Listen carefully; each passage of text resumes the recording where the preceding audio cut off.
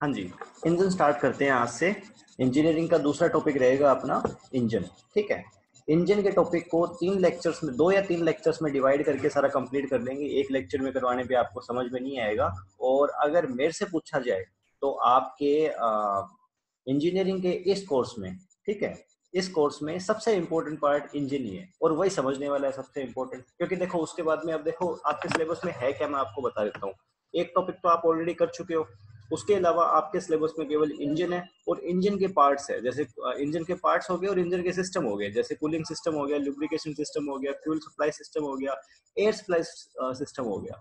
तो ये सारे कुछ सिस्टम है, तो वो एक तरीके से इंजन से रिलेटेड हो गए। ट्रांसमिशन सिस्टम हो गया, हाइड्रोलिक सिस्टम हो गया, पावर ट्रांसमिशन सिस्टम हो गया, तो ये सारी चीजें वही है। उसके बाद में अगर देखा जाए इंजीनियरिंग में क्या बचता है, तो वो केवल प्राइमरी सेकेंडरी टिलेज में काम आने वाले इम्प्लीमेंट्स, उनके अलावा बिजाई में यानी सोविंग में काम आने वाले इम्प्लीमेंट्स, आपके इंटरकल्चरल एक्टिविटीज में काम आने वाले इम्प्लीमेंट्स, आपके हार्वेस्टिंग के टाइम पे काम आने वाले इम्प्लीमेंट्स, प्लांट प्रोटेक्शन यानी कि आप किसी बीमारी की रोकथाम के लिए, किसी डिजीज की रोकथाम के लिए या फिर किसी इंसेक्ट की रोकथाम के लिए जो दवाइयाँ यूज करते हो, उनके लिए कौन से इंस्ट्रूमेंट्स या इम्प्लीमेंट्स काम में लेते हो वो।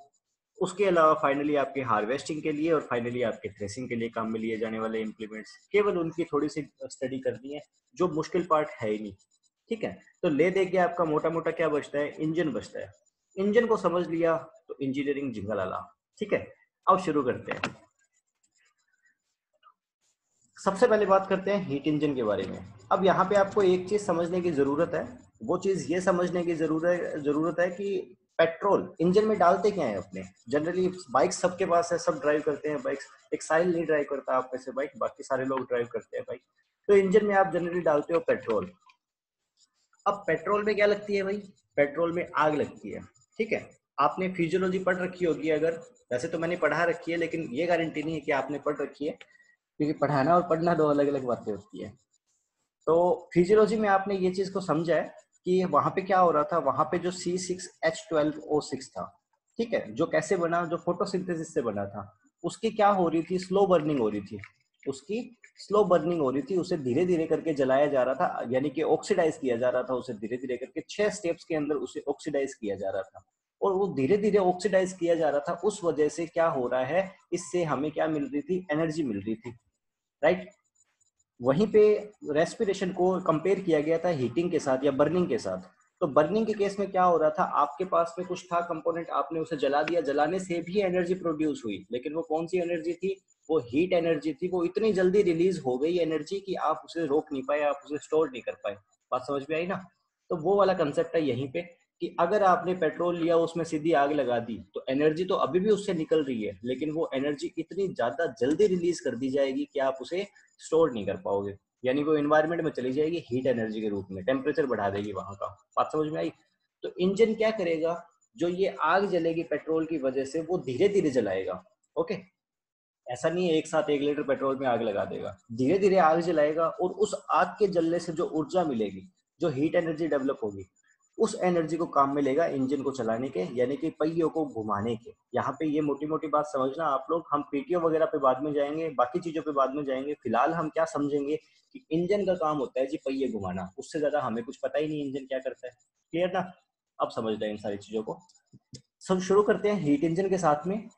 हीट इंजन की बात करें तो ये एक ऐसी मशीन होती है, ऑब्वियस मशीन होगी। आपने सारे टाइप पढ़ लिया, आपने ह्यूमन का पढ़ लिया, एनिमल का पढ़ लिया, मशीनिक आपने पढ़ लिया, उसके अलावा इलेक्ट्रॉनिक आपने पढ़ लिया। तो ऑब्वियस है इंजन क्या है, एक मशीन है, ये इलेक्ट्रिक डिवाइस नहीं है। ओके, जो क्या काम करेगी, कन्वर्ट करने का काम करेगी। किस चीज को, हीट को कन्वर्ट करने का काम करेगी। अब ये हीट को कन्वर्ट करने का काम तो करेगी, वो बात तो ठीक है जी, लेकिन ये हीट आई कहाँ से। हीट आई भैया, हमने इसके अंदर फ्यूल डाला है, यानी हमने इसमें पेट्रोल या डीजल डाला है, और पेट्रोल या डीजल जो डाला है उसको जलाया है इंजन के अंदर डाल के।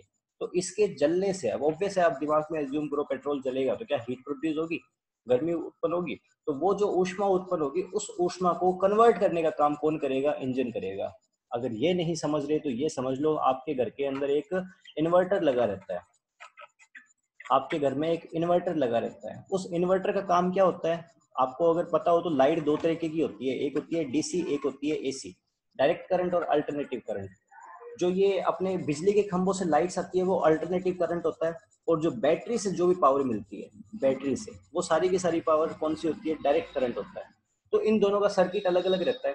तो वो इन्वर्टर हम घर में इसलिए रखते हैं ताकि हम क्या कर सके, डीसी को एसी में कन्वर्ट कर सके, एसी को डीसी में कन्वर्ट कर सके। अब ऐसा क्यों, जब इन्वर्टर की बैटरी को चार्ज होना होगा तो वो अल्टरनेटिव करंट से चार्ज हो रहा होगा, इन्वर्टर उसे डीसी में कन्वर्ट करके बैटरी को डायरेक्ट करंट देकर के चार्ज कर रहा होगा। जब लाइट चली जाएगी उस टाइम बैटरी से डायरेक्ट करंट आ रहा होगा, लेकिन डायरेक्ट करंट अगर घर की फ्यूज आपकी उसमें चला गया लाइन में, तो हो सकता है आपकी लाइन जल जाए। तो क्या होगा, इन्वर्टर उसको चेंज कर देगा इसमें, अल्टरनेटिव करंट में, और अल्टरनेटिव करंट से आपका सारा सिस्टम रन करता रहेगा। बात समझ में आई ना यहाँ पे? ये तो वही काम ये करेगा। ये किसका काम करेगा, एनर्जी की फॉर्म को चेंज करने का काम करेगा। जो फ्यूल की एनर्जी है उसको मैकेनिकल एनर्जी में चेंज करने का काम करेगा। कैसे करेगा, बातें करते हैं उसके बारे में। क्या बोला गया उसके बाद में, इट कैन बी सेड, ये कहा जा सकता है, एक सेकंड रुकना है। तो क्या है कि ये कहा जा सकता है कि जो हीट इंजन जो होगा, ठीक है, जो हीट इंजन होगा वो एक ऐसा इक्विपमेंट होता है, एक ऐसा इंस्ट्रूमेंट होता है, इम्प्लीमेंट होता है, जो क्या करेगा, जनरेट करता है थर्मल एनर्जी को। अब थर्मल का मतलब क्या हो गया, थर्मल का मतलब वही हो गया ऊष्मीय ऊर्जा। ठीक है, एक तरीके से आप इसको थर्मल एनर्जी बोल लो या हीट एनर्जी बोल लो, एक ही बात है, कोई फर्क नहीं पड़ने वाला खास, दोनों का शाब्दिक अर्थ ऑलमोस्ट एक जैसा ही है। ठीक है, जो क्या करेगा, जनरेट करता है, उत्पन्न करता है, किस चीज को, ऊष्मीय ऊर्जा को उत्पन्न करता है, एंड ट्रांसफॉर्म्स दिस। अब ऊष्मीय ऊर्जा से तो अपना काम नहीं चलेगा, पेट्रोल को हमने जलाया, जलने से हीट प्रोड्यूस हुई है, वो हीट जो गर्मी प्रोड्यूस हो रही है, उस गर्मी से अपना काम तो नहीं चलेगा, अपने को तो पहिए घुमाने हैं भैया, वो पहिए कैसे घूमेंगे उससे। ठीक है, तो वो क्या करेगा, इंजन का सारा काम क्या रहता है, इंजन का काम रहता है ये जो ऊष्मीय ऊर्जा उत्पन्न हो रही है। अब ऊष्मीय ऊर्जा उत्पन्न करने में तो कोई प्रॉब्लम नहीं है, आप लोग आसानी से ऊष्मीय ऊर्जा उत्पन्न कर सकते हो। कैसे उत्पन्न कर सकते हो आप लोग ऊष्मीय ऊर्जा, जलाकर, फ्यूल को आपने जला दिया, हीट प्रोड्यूस होगी। लेकिन अगर आपके पास इंजन नहीं होगा, अगर आपके पास इंजन नहीं होगा, तो उस केस में आप लोग क्या नहीं कर पाओगे, इसको ट्रांसफॉर्म नहीं कर पाओगे कौन सी एनर्जी के अंदर, मैकेनिकल एनर्जी यानी यांत्रिक ऊर्जा में ट्रांसफर नहीं कर पाओगे इस चीज को। और मैंने आपको पहले भी बताया कि एनर्जी कभी नष्ट नहीं की जा सकती, एनर्जी को एक फॉर्म से दूसरी फॉर्म में कन्वर्ट किया जा सकता है, ना हम ऊर्जा को उत्पन्न कर सकते हैं, ना ही हम ऊर्जा को नष्ट कर सकते हैं। ठीक है, तो क्या बोल दिया गया कि ऐसा कहा जा सकता है कि ऊष्मीय इंजन एक ऐसे यंत्र होते हैं जिसकी सहायता से ऊष्मीय ऊर्जा को यांत्रिक ऊर्जा में परिवर्तित किया जाता है। ओके, उसके बाद में बात करते हैं अब इनके क्लासिफिकेशन के बारे में, बात करते हैं कि ऊष्मीय इंजन का वर्गीकरण या क्लासिफिकेशन ऑफ हीट इंजन, लेकिन किस चीज के आधार पे। जैसे इस चीज को समझना, मैं पहले भी आपको ये चीजें पढ़ा चुका हूं, जब मैंने आपको हॉर्टिकल्चर पढ़ाई उसमें मैंने आपको क्लासिफिकेशन के बारे में बताया कि हमेशा कोई भी वर्गीकरण या क्लासिफिकेशन किया जाएगा तो वो हमेशा किसी न किसी चीज के आधार पे किया जाएगा। ओके, ऐसे नहीं होगा कि मैं केवल बोल दूं कि ये दो टाइप का है, भैया दो टाइप का है तो बताओ किस चीज के आधार पे दो टाइप का है। जैसे मैं बात करूं किसी मनुष्य के बारे में तो मैं ये बोल सकता हूँ कि रंग के आधार पे अगर मैं क्लासिफिकेशन करूं तो ये आपके गोरा है, ये काला है और ये सांवला है। ठीक है, अगर मैं हाइट के आधार पे क्लासिफिकेशन करूं तो ये मध्यम हाइट का है, ये बौना है और वो लंबा है। ठीक है, तो उसी तरीके से मोटापे के आधार पे करूं तो ये मोटा और ये पतला है, ये मध्यम है। ठीक है, तो हमेशा आपको ये बताना पड़ेगा कि आप वर्गीकरण कर रहे हो तो वर्गीकरण किस चीज के आधार पे कर रहे हो। तो सबसे पहले यहाँ पे जो वर्गीकरण किया जा रहा है वो वर्गीकरण किया जा रहा है जो ईंधन उसमें डाला जाएगा, फ्यूल डाला जाएगा किसके अंदर, इंजन के अंदर, वो फ्यूल का दहन कैसे होगा, वो फ्यूल जलेगा कैसे, इस चीज के आधार पर वो वर्गीकरण किया जाएगा। ठीक है, अब कैसे बात करते हैं इसमें, सबसे पहले एक्सटर्नल कंबस्शन इंजन यानी कि बाह्य दहन इंजन। ठीक है, और दूसरा कौन सा हो गया, आंतरिक दहन इंजन यानी इंटरनल कंबस्शन इंजन। अब मैं इसको पूरा नहीं बोलूंगा, मैं इसको ईसी इंजन या आईसी इंजन ही बोलूंगा, आप लोग इस चीज को समझ लेना कि आईसी इंजन क्या होगा और ईसी इंजन क्या होगा। ओके, तो बात करते हैं सबसे पहले ईसी इंजन के बारे में। तो ईसी इंजन में क्या बोला गया है कि यहाँ जो वर्किंग मीडियम जो होगा, ठीक है, वो स्टीम होती है। यानी वर्किंग मीडियम क्या होगा, कार्य कौन करेगा, भाप के द्वारा कार्य किया जाएगा यहाँ पे। और भाप कहाँ उत्पन्न की जाएगी, भाप एक बॉयलर में उत्पन्न की जाएगी।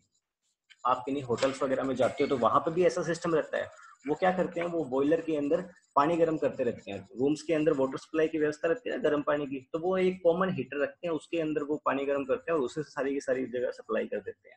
और जहां हम इसी इंजन की बात करेंगे वहां पे हमने क्या किया, पानी तो गर्म किया लेकिन उसको इतना गर्म किया कि पानी की भाप ही बन गई। अब इतना गर्म कब करेंगे, जब वाटर का टेम्परेचर 100 डिग्री सेंटीग्रेड से ऊपर चला जाएगा, उस कंडीशन में क्या होगा, आपके पानी भाप बन जाएगा। ओके, तो एक बॉयलर होगा, उसके अंदर क्या किया जाएगा, भाप उत्पन्न की जाएगी। और भाप उत्पन्न कैसे की जाएगी, ऑब्वियस है, उसको गर्म करेंगे, पानी को गर्म करेंगे तो भाप उत्पन्न होगी। गर्म करने के लिए क्या करेंगे, गर्म करने के लिए हम, बॉयलर कुछ नहीं होता है यार, बॉयलर मैं आपको इमेज में दिखा दूंगा, ठीक है क्या होता है। एक बॉयलर के अंदर क्या करेंगे, भाप उत्पन्न करेंगे। और भाप उत्पन्न कैसे करेंगे, गर्म करके करेंगे। और गर्म करने के लिए किस चीज का उपयोग करेंगे, गर्म करने के लिए सबसे बेस्ट यूज करते थे कोल यानी कोयले का उपयोग करते थे। ठीक है, कोयले का उपयोग करते थे गर्म करने के लिए सबसे बेस्ट। जो कहाँ पे लोकेटेड रहेगा, इंजन के पास में, सॉरी इंजन के बाहर ये लोकेटेड रहता है। क्या चीज, ये जो बॉयलर होगा वो बॉयलर इंजन के बाहर लोकेटेड रहेगा। और ये क्या करेगा, ये सिलेंडर के अंदर जो पिस्टन होगा उसको यांत्रिक कार्य करने के लिए आपके पावर प्रदान करेगा। अब ये पिस्टन क्या होता है, वो किस तरीके से यांत्रिक काम करता है, वो बातें आपको समझ में अभी नहीं आएगी। कैसे नहीं आएगी, अभी आप इंजन के कंपोनेंट्स पढ़ोगे, उसके बाद में आपको पता लगेगा पिस्टन होता क्या है।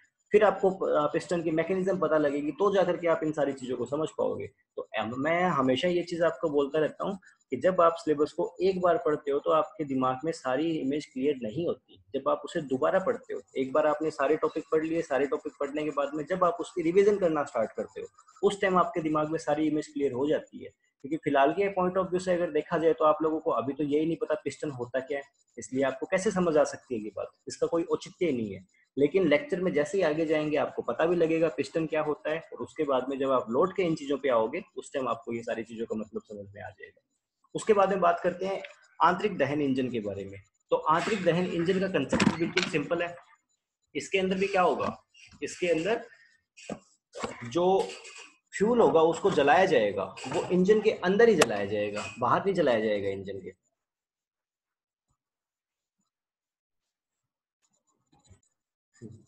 हाँ जी, उसके बारे में बात करते हैं इंटरनल कंबशन इंजन यानी आईसी इंजन यानी आंतरिक दहन इंजन के बारे में। तो आंतरिक दहन इंजन के अंदर क्या होगा, यहाँ पे हमने क्या किया, यहाँ पे मैं आपको सबसे पहले इसकी इमेज दिखा देता हूँ, इसी इंजन की मैकेनिज्म थोड़े सा क्लियर कर देता हूँ आप लोगों के मन में। उसके बाद में आईसी इंजन की बात करेंगे तो आपको कंपेरेटिवली अच्छा समझ में आएगा।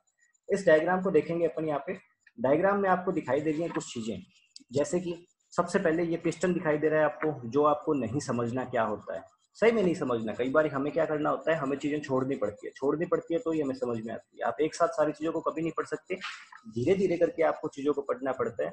आप उदाहरण के तौर पे अपनी डिग्री प्रोग्राम को ले सकते हो। आप डिग्री प्रोग्राम में क्या करते हो, बहुत सारी अलग अलग सब्जेक्ट पढ़ते हो, लेकिन जिस दिन आप डिग्री करके निकलोगे उस दिन आपकी सारी सब्जेक्ट एक दूसरे से जुड़ी हुई होनी चाहिए। ओके, तो यहाँ पे देखो क्या होगा, ये एक बॉयलर है। अब बॉयलर क्या है, बॉयलर कुछ भी नहीं है, एक पात्र है, एक तरीके से एक बर्तन है, एक तरीके से यूं मान लो, कुछ भी नहीं है बॉयलर। हाँ जी, तो बॉयलर के बारे में बात कर रहे थे। बॉयलर एक तरीके का एक बर्तन है, उसके अंदर क्या रखा हुआ है, उसके अंदर पानी रखा हुआ है। और पानी के नीचे एक क्या है, एक व्यवस्था है जिसके अंदर हम क्या कर सकते हैं, ईंधन को जला सकते हैं। अब ये जो इसी इंजन होता है उसके लिए ईंधन का काम कौन करता है, उसके लिए सबसे सुटेबल रहता है कोयला।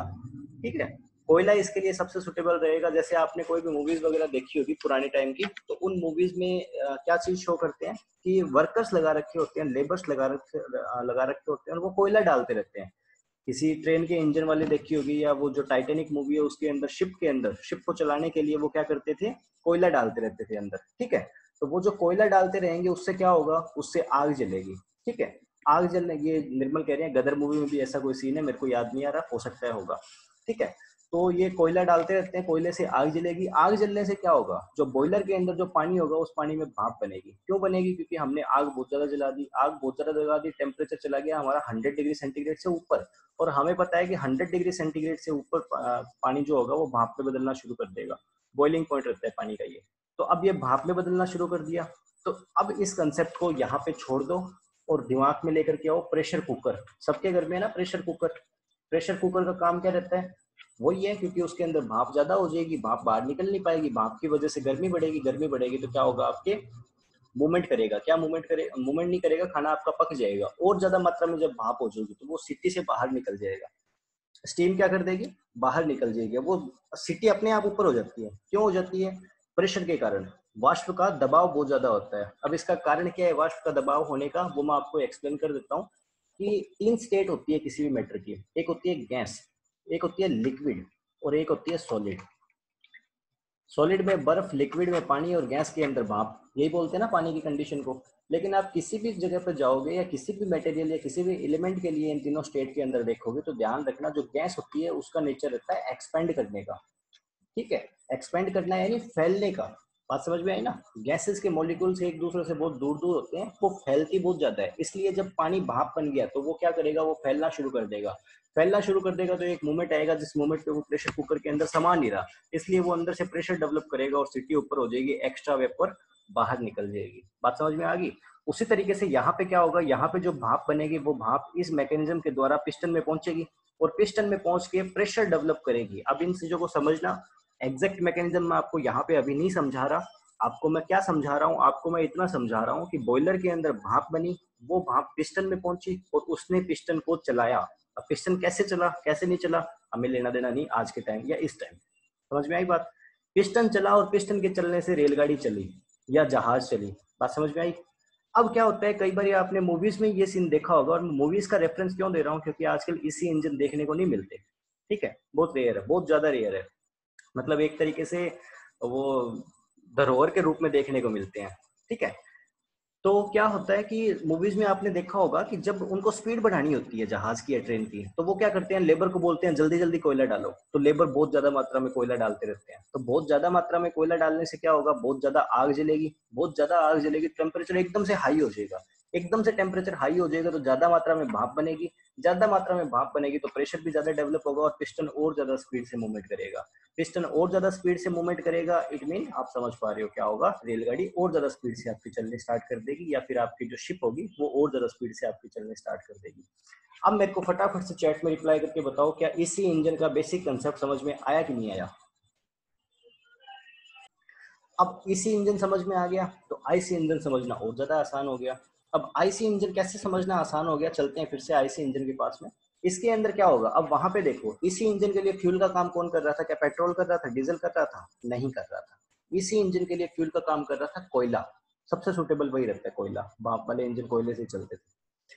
तो क्या हुआ, यहाँ पे फ्यूल भी चेंज हो गया, पेट्रोल बन गया। पेट्रोल को हम जनरली जला देंगे तो कोई खास फर्क नहीं पड़ने वाला, और जला देंगे तो आप सोच के देखो, दिमाग में आप खुद के सोच के देखो, कोयला काफी देर तक जलता रहता है, क्योंकि कोयला आप सब लोगों ने यूज किया होगा, घरों में चूल्हे जलाने के लिए यूज किया होगा, उसके अलावा भी अतिरिक्त कार्यों के लिए इस्तेमाल किया होगा, परंतु कोयला आपने जनरली देखा है अपनी लाइफ में। तो कोयला क्या जलता है, क्या एकदम से जल जाता है क्या कोयला, या फिर जलता रहता है, कोयला जलता रहता है। तो उसकी वजह से इसी इंजन में हम अफोर्ड कर पा रहे थे कोयले को, जबकि पेट्रोल को अगर डालते ना उसमें तो 1 लीटर पेट्रोल का तो पता नहीं लगता कब जल गया।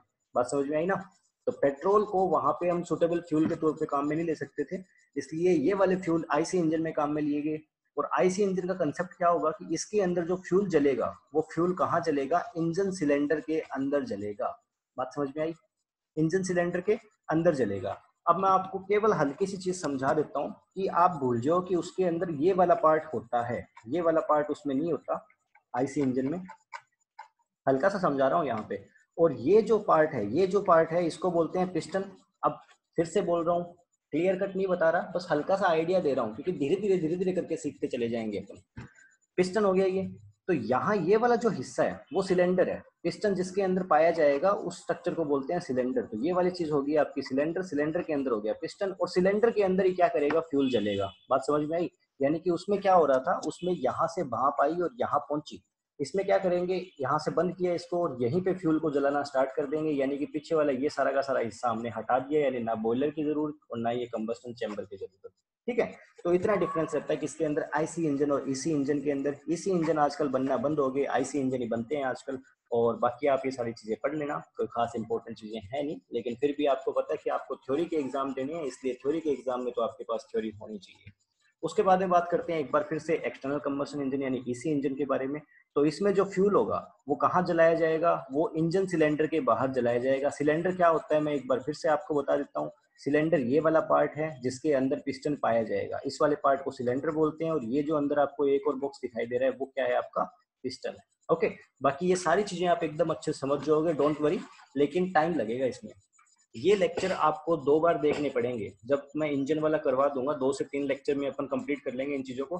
तो आपको ये लेक्चर 2 बार देखने पड़ेंगे, तो जाकर के आपको चीजें समझ में आएंगी, लेकिन 2 बार देखने के बाद में कहीं दिक्कत नहीं आएगी कोई। उसके बाद में क्या बोला गया, फ्यूल बाहर जलाया जाएगा और किस में जलाया जाएगा, बॉयलर में जलाया जाएगा। निर्मल समझ आ गया बॉयलर क्या होता है, किस चीज के लिए जलाया जाएगा, टू प्रोड्यूस हॉट गैस और स्टीम, गर्म वाष्प या फिर क्या प्रोड्यूस करने के लिए, स्टीम प्रोड्यूस करने के लिए, which is used in the engine cylinder to develop the mechanical power, जो काम में ले लिया जाएगा इंजन सिलेंडर में। अब मैं एक बार फिर से ये चीजें रिपीट कर रहा हूँ, देखो मैंने क्या बोला कि ये जो भाप होगी वो यहाँ पहुंच जाएगी, तो इसने भी यही बोल दिया ना कि ये जो भाप होगी वो काम में ले ली जाएगी इंजन सिलेंडर में, तो ये इंजन सिलेंडर हुआ। और जहां पे इंजन सिलेंडर में काम में लेने से इसको मैकेनिकल फोर्स डेवलप करने के काम में ले लिया जाएगा, यांत्रिक कार्य उत्पन्न करने के काम में ले लिया जाएगा, ठीक है, जो मशीन का कार्य होगा उसके काम में ले लिया जाएगा। वो कैसे होता है उसके बारे में एक बार परेशान होने की आवश्यकता नहीं है आप लोग को। उसके बाद में लाइन डायग्राम यहाँ पे दे दिया गया। Best example external combustion engine का स्टीम इंजन होता है, जो भाप वाला इंजन है रेलगाड़ी वाला, वो शाहरुख खान की एक मूवी है उसके अंदर भाप वाला इंजन आप आसानी से देख सकते हो।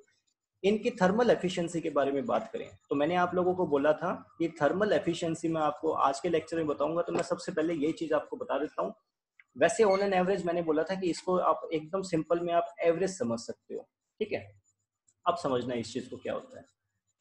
मैंने आप लोगों को एक चीज बोली, आप लोग अपने दिमाग में एक चीज एज्यूम करो, वैसे ये सेम टू सेम चीजें मैं रेस्पिरेशन में आपको बोल चुका हूँ, लेकिन फिर भी आप एज्यूम करो क्योंकि चीजें वही होती है। वो बायोलॉजिकल हो गया, ये मैकेनिकल हो गया।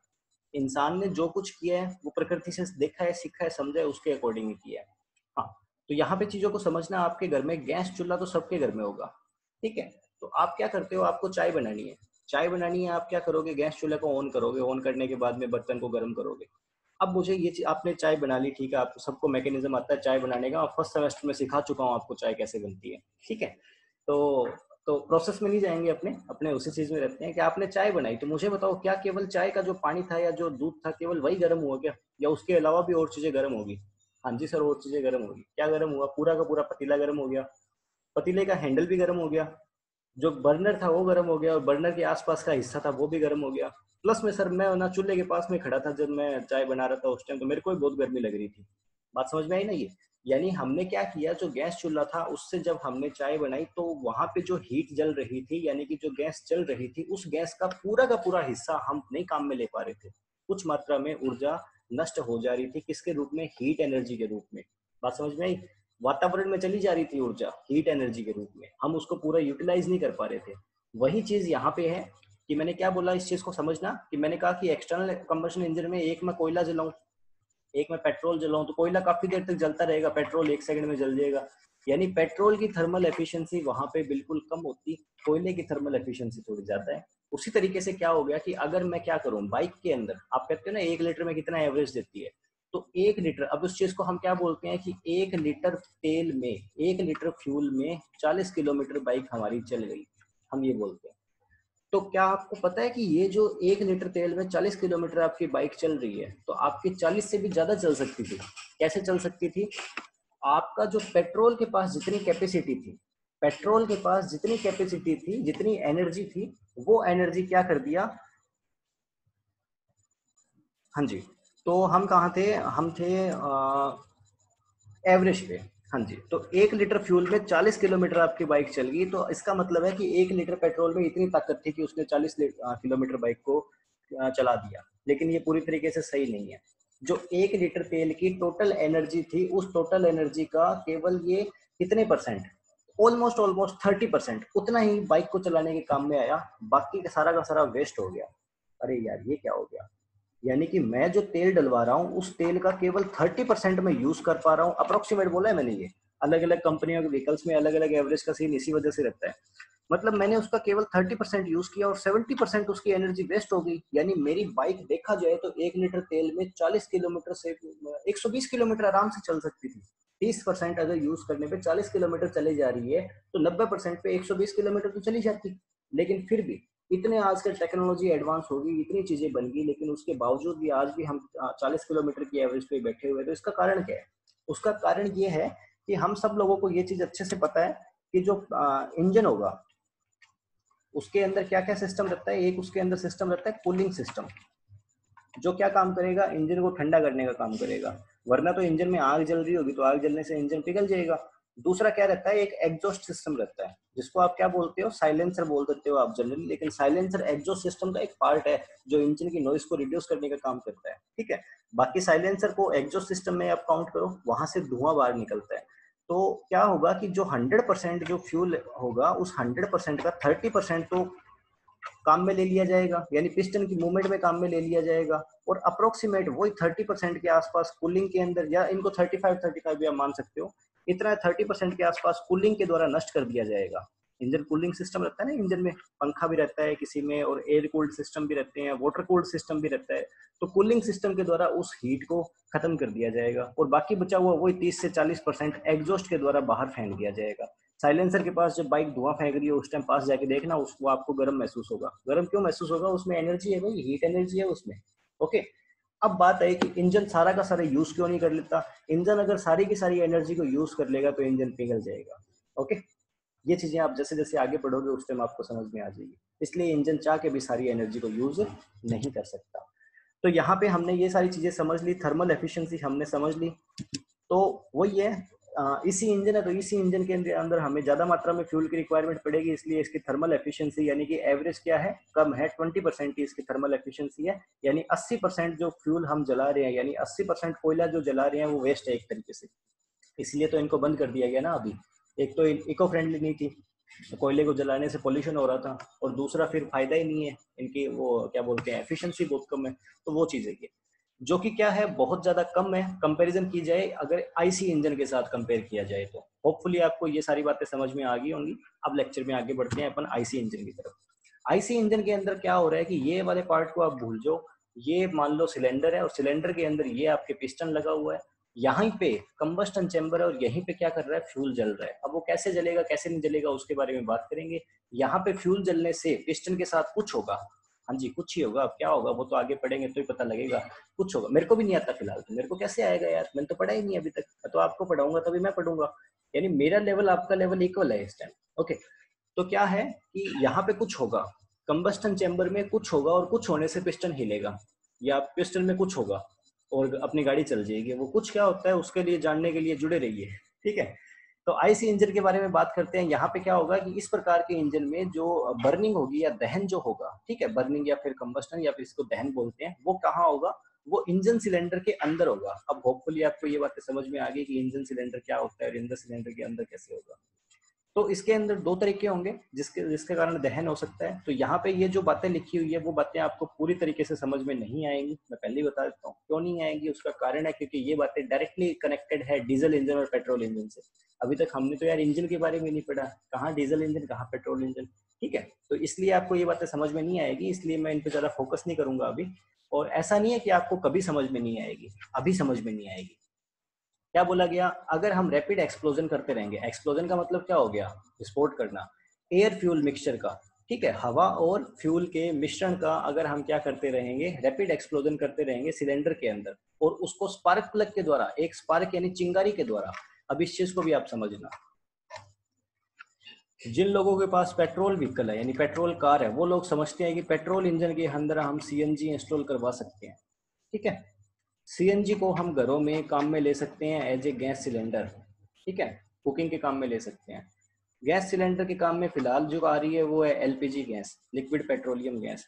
एलपीजी यानी पेट्रोलियम गैस, और ये जो पेट्रोल हम काम में लेते हैं वो भी क्या है, पेट्रोल है। यानी ये और ये इन दोनों का नेचर एक जैसा है। यानी हमारे घरों के अंदर जो फ्यूल टैंक है, यानी कि जो सिलेंडर है, गैस सिलेंडर है, उस गैस सिलेंडर का जलने का जो मैकेनिज्म होगा वो पेट्रोल इंजन के सिमिलर होना चाहिए। तो क्या हो रहा था, गैस सिलेंडर को हम जलाते हैं तो कैसे जलाते हैं, लाइटर यूज करते हैं ऑब्वियसली। लाइटर को आप ना बिना अपने मुंह की तरफ करके वो करके देखना, तो उसके अंदर आपको दिखाई देगी चिंगारी जलती हुई। तो वो चिंगारी क्या करती है, वो आग लगाने का काम करती है। और आग चिंगारी से किस में लगाई जा सकती है, किसी भी पेट्रोल में आग लगाई जा सकती है, पेट्रोल फ्यूल में आग लगाई जा सकती है चिंगारी से। डीजल फ्यूल में कभी चिंगारी से आग नहीं लगेगी। आप मार्केट जाना, डीजल परचेज करना, डीजल परचेज करके उसे जलाने की कोशिश करना, उतनी आसानी से नहीं जलेगा जितनी आसानी से पेट्रोल जल जाएगा। यूं मानो पेट्रोल तो बहाना लेता रहता है कि अब जला अब जला अब जला, डीजल बहाना नहीं लेता, ठीक है। डीजल को जलाने के लिए आपको कंप्रेशन बनाना पड़ेगा, बहुत ज्यादा दबाव पैदा करना पड़ेगा, तो जाके डीजल जलेगा, अदरवाइज नहीं जलेगा, ठीक है। तो वही सेम सिस्टम है यहाँ पे। क्यों सर, नेचर है उनका। पेट्रोल का नेचर है जल जाना, डीजल का नेचर नहीं है जल जाना आसानी से, ठीक है। यही जो इनकी प्रॉपर्टी है। अब आप बोलोगे कि सर जो आपके स्लाइस आती है उसका तो वो रंग पीला होता है और जो आपकी मरिंडा आती है उसका रंग ऑरेंज होता है, क्यों सर? तो वो फ्रूट के अकॉर्डिंग है ना, मैंगो मैंगो से इंस्पायर्ड है और वो आपके किससे इंस्पायर्ड है? ऑरेंज से इंस्पायर्ड है, इसलिए उनका कलर वैसा दे दिया, ठीक है। तो यही तरीके से जो पेट्रोल फ्यूल और डीजल फ्यूल अपने पास अवेलेबल है, उन फ्यूल के अंदर पावर है, वो पावर हमने समझी और उस पावर को यूज कैसे करना है वो भी हमने समझा है। पेट्रोल का अलग तरीका है, डीजल का अलग तरीका है, यही डिफरेंस है। आप पेट्रोल इंजन में डीजल डाल के गाड़ी नहीं चला सकते और डीजल इंजन में पेट्रोल डाल के गाड़ी नहीं चला सकते। उसका कारण क्या है वो चीजें आप तब समझोगे जब डीजल इंजन और पेट्रोल इंजन को हम पढ़ लेंगे। ओके, फिलहाल के लिए इतना समझो कि जो चिंगारी होती है उस चिंगारी से जलाया जा सकता है किस चीज को? पेट्रोल को, ठीक है। क्योंकि ये एलपीजी की फुल फॉर्म भी बोल रही है ना खुद से, लिक्विड पेट्रोलियम गैस, तो पेट्रोल आ रहा है ना इसमें। तो क्या हो गया, हम क्या करेंगे, इंजन के सिलेंडर के अंदर रैपिड एक्सप्लोजन करते रहेंगे, यानी कि बार बार धमाके करते रहेंगे किस चीज के? एयर फ्यूल मिक्सचर के, और उनको जलाते रहेंगे। इग्निटेड यानी जला देना, दहन कर देना उनका, किसके द्वारा? एक चिंगारी के द्वारा। अब ये चिंगारी के द्वारा जो दहन कर देना है, तो इसके लिए क्या चीज यूज करनी पड़ती है? इसके लिए यूज करना पड़ता है स्पार्क प्लग। खुश हो गए लड़के? बाइक के अंदर किसी न किसी ने स्पार्क प्लग देखा ही होगा, देखा ही नहीं देखा? शरारत करने के लिए भी हम क्या करते हैं, बाइक का स्पार्क प्लग हटा देते हैं, निकाल लेते हैं, तो बाइक स्टार्ट नहीं होती। क्यों नहीं स्टार्ट होती? क्योंकि भाई साहब पेट्रोल को जलाने के लिए हमें चिंगारी उत्पन्न करनी पड़ेगी। चिंगारी पेट्रोल को जलाने के लिए उत्पन्न करनी पड़ेगी, और चिंगारी वाला आपने प्लग ही हटा दिया तो अब चिंगारी कैसे उत्पन्न होगी? ठीक है ना। तो वो पेट्रोल इंजन के लिए स्पार्क प्लग की रिक्वायरमेंट होगी, डीजल इंजन में स्पार्क प्लग की आवश्यकता नहीं होती। बात समझ में आई? इसलिए इसको कांस्टेंट वॉल्यूम कंबस्टन बोलते हैं। ये सीवीसी क्यों बोलते हैं इसको, आपको बिल्कुल समझ में नहीं आएगा अभी। ये आपको तभी समझ में आएगा जब मैं आपको मैकेनिज्म पढ़ा दूंगा पेट्रोल इंजन और डीजल इंजन का, तभी आपको समझ में आएगा। इतने आपको समझ में नहीं आएगा, व्यर्थ अपने दिमाग को परेशान करने की आवश्यकता नहीं है, ठीक है। फिलहाल बेसिक मैंने आपको बोल दिया कि एयर फ्यूल मिक्सचर का। अब ये भी समझ लेना कि केवल पेट्रोल इंजन में हवा और फ्यूल के मिक्सचर को डाला जाता है सिलेंडर के अंदर, कंबस्टन चैम्बर में, और स्पार्क प्लग से उनको जलाया जाता है। डीजल इंजन में ऐसा कोई सीन नहीं रहता, डीजल इंजन के अंदर केवल हवा को डाला जाता है। अरे सर हवा को कैसे डालेंगे यार, फिर फ्यूल का क्या करेंगे, डीजल का क्या करेंगे? इन सारे सवालों का जवाब जानने के लिए जुड़े रहिए हमारे क्लासेस के साथ। ओके, हाँ जी। दूसरा क्या बोला गया कि ये जो कंबस्टन होगी वो क्या करेगी, फ्यूल जब क्या किया जाएगा, इंजेक्टेड किया जाएगा, ठीक है। इसके अंदर अब यहाँ पे देखना इंजेक्टेड, ये डीजल इंजन के बारे में भाई, ये पहला कॉलम है वो पेट्रोल इंजन के बारे में, दूसरा कॉलम है वो डीजल इंजन के बारे में। यहाँ पे इंजेक्टेड बोल दिया गया, तो इंजेक्ट करना क्या नहीं क्या, इंजेक्शन देना। इंजेक्ट करने का मतलब क्या हो गया, इंजेक्शन देना। इंजेक्शन हाई प्रेशर से दिया जाता है ना, कभी लगवाया टीका? तो वो हाई प्रेशर से दिया जाता है, ठीक है। लग गया बस एक सेकंड में लग गया, और लग भी जाता है पता ही नहीं लगता कब लग गया, क्योंकि हाई प्रेशर होता है उसका। धीरे धीरे कौन इंजेक्शन देता है भाई? तो इंजेक्टेड, तो इंजेक्टेड करना पड़ेगा, तो उसके लिए हमें यूज करना पड़ेगा इंजेक्टर। तो डीजल इंजन में इंजेक्टर लगता है, पेट्रोल इंजन में स्पार्क प्लग लगता है, ठीक है। फ्यूल जो होगा उसको इंजेक्ट किया जाएगा, यानी उसका टीका लगाया जाएगा इंजन सिलेंडर के अंदर। अब वो टीका कैसे लगाया जाएगा उसके बारे में बाद में बात करेंगे, ठीक है। इसलिए इसको कांस्टेंट प्रेशर कंबशन बोलते हैं। ये बातें आपको समझ में नहीं आएगी, क्यों नहीं आएगी मैं ऑलरेडी बता चुका हूँ कि कुछ आगे वाली चीजों के साथ जुड़ी हुई चीजें इसलिए समझ में नहीं आएगी।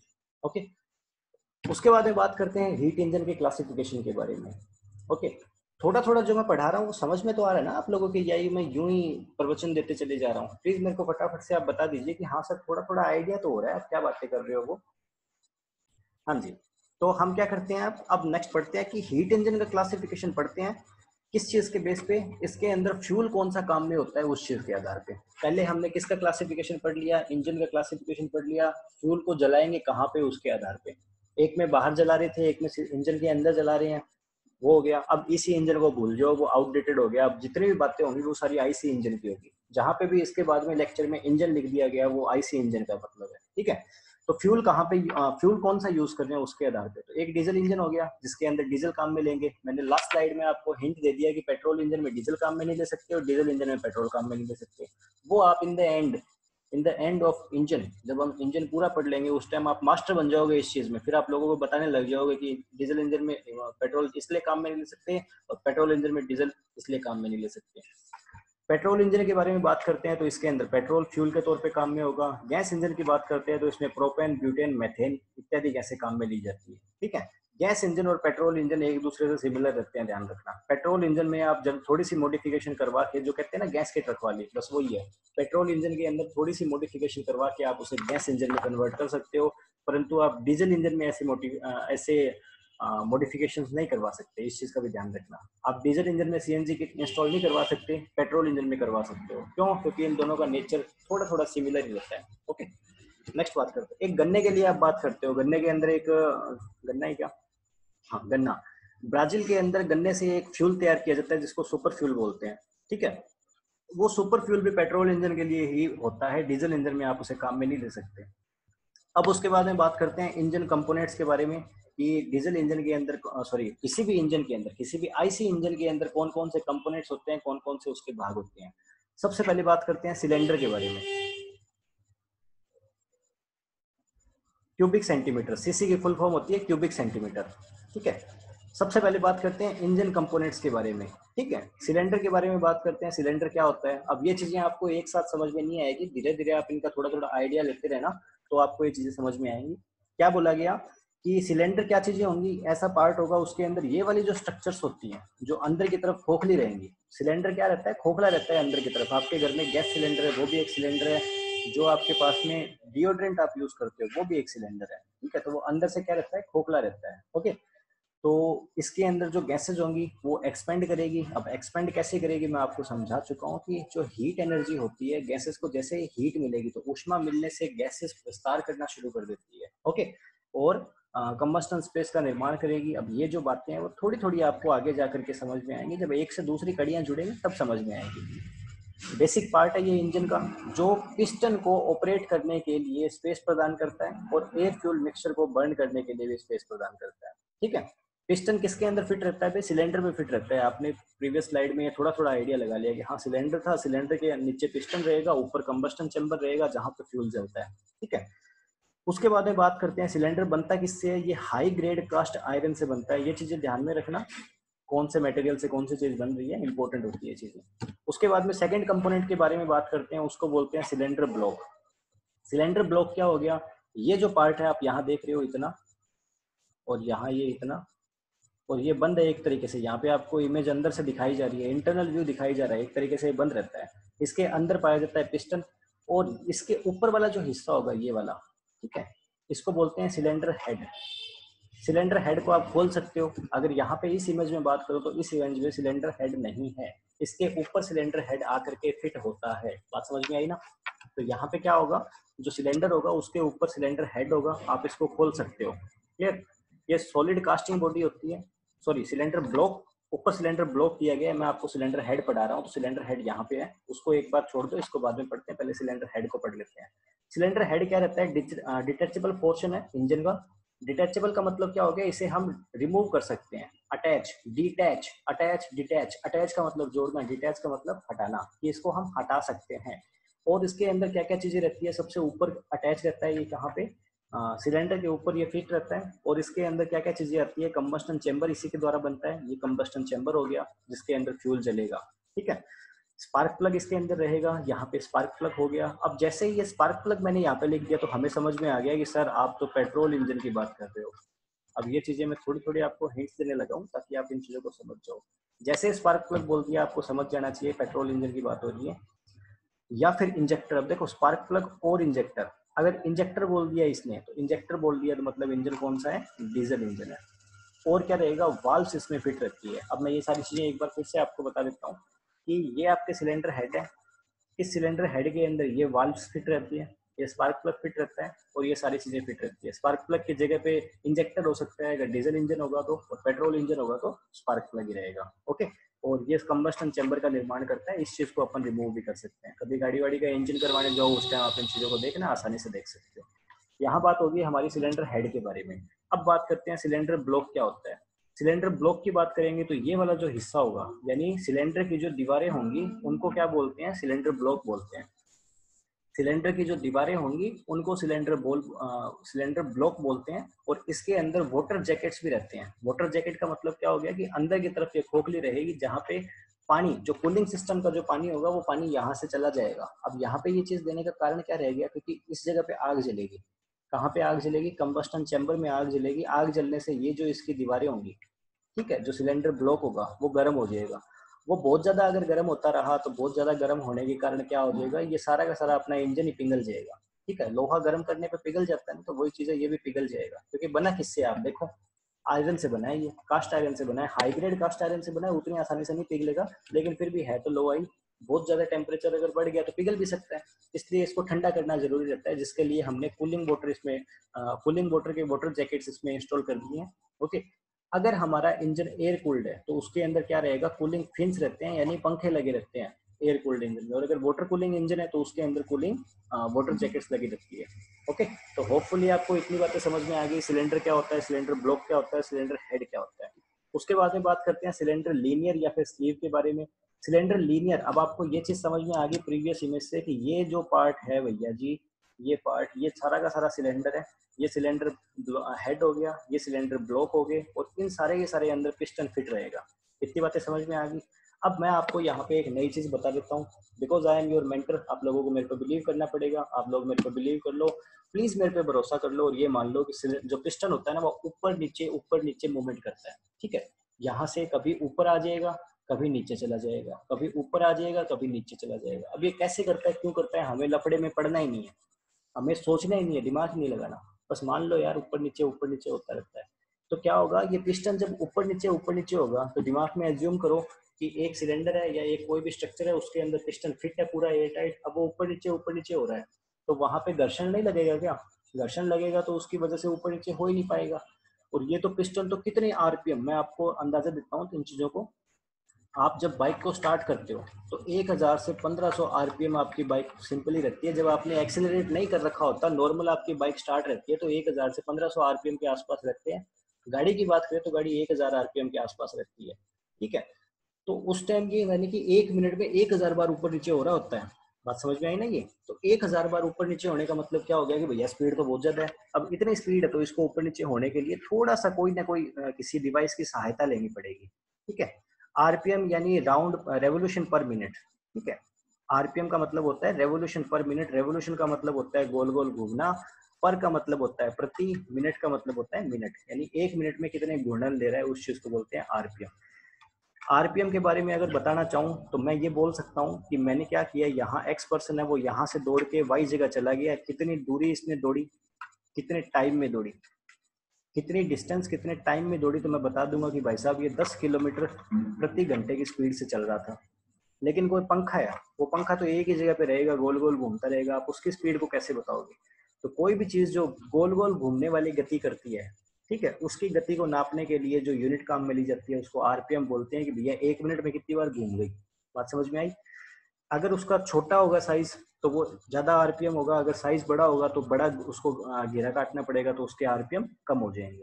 ठीक है, उसको बोलते हैं आरपीएम। ये सारी चीजें आपकी आने वाली है, लेकिन आप पूछते रहोगे तो मेरे को और ज्यादा मजा आएगा पढ़ाने में। अच्छी चीजें पूछते रहो, कोई प्रॉब्लम नहीं है। उसके बाद में बात करते हैं, तो मैं कहाँ था, हाँ पिस्टन में था। तो पिस्टन ऊपर नीचे होगा, तो इसको ऊपर नीचे करने के लिए सिलेंडर के अंदर दो साइड के अंदर जो लीनियर लगे रहते हैं, स्लीव लगे रहते हैं, उनको बोलते हैं सिलेंडर लीनियर, ताकि पिस्टन जो ऊपर और नीचे की जो मूवमेंट है पिस्टन की वो आसानी से होती रहे। बात समझ में आई। इमेज को थोड़ा और पढ़ लेते हैं। ऊपर वॉल्स लगी है, यहाँ पे भी वॉल्स लगी है, ये सिलेंडर ब्लॉक हो गया जिसके अंदर क्या रहती है आपकी वाटर जैकेट्स भी अवेलेबल रहती है। ये सिलेंडर लीनियर हो गए। यहाँ पे कुछ रिंग्स के बारे में बात हो रही है जो मैं अभी आपको नहीं बताने वाला क्या होती है, थोड़ा लेक्चर में आगे बढ़ते हैं फिर बात करते हैं इनके बारे में।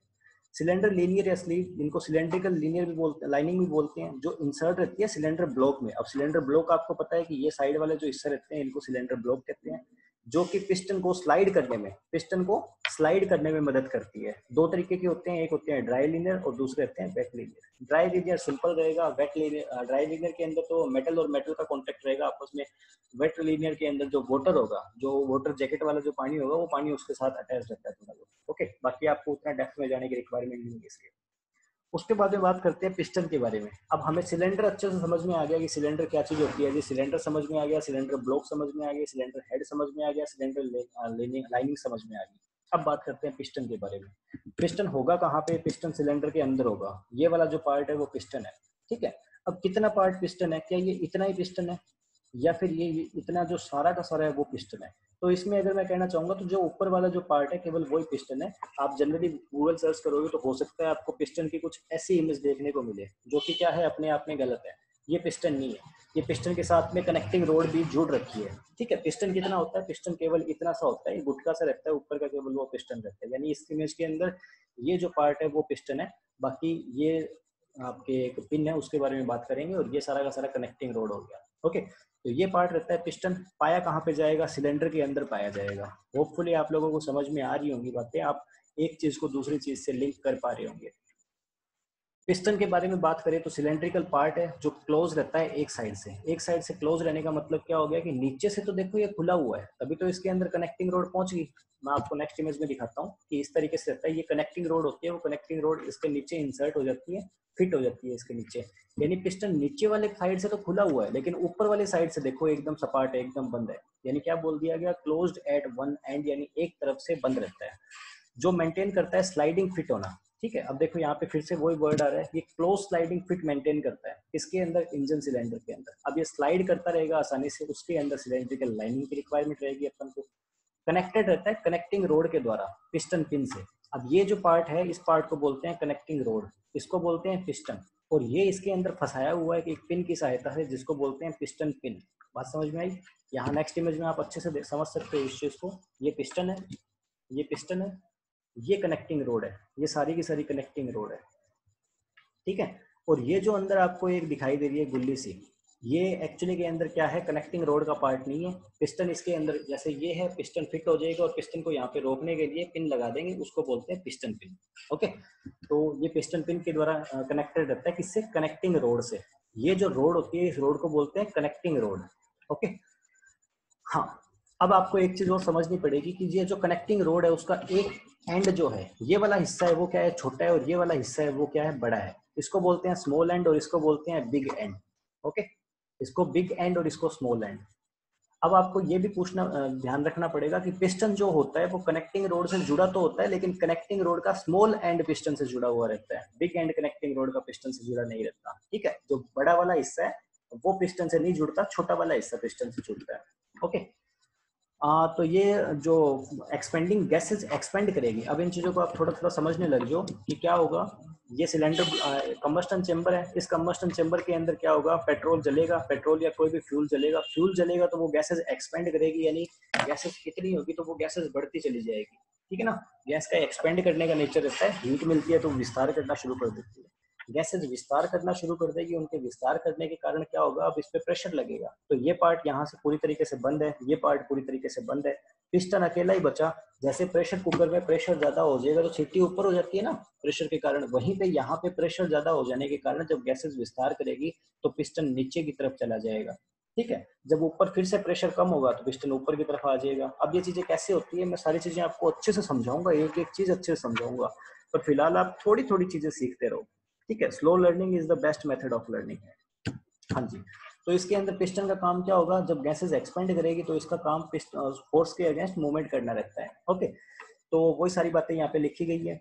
जो आपकी कनेक्टिंग रोड होती है वो कनेक्टिंग रोड भी पिस्टन के साथ साथ मूवमेंट करती रहेगी। अगर मैं यहाँ पे इस इमेज में फिर से आऊँ तो जब ये पिस्टन नीचे की तरफ जाएगा तो ऑब्वियस है ये कनेक्टिंग रोड इसके साथ जुड़ी हुई है, तो कनेक्टिंग रोड भी इसके साथ नीचे जाएगी।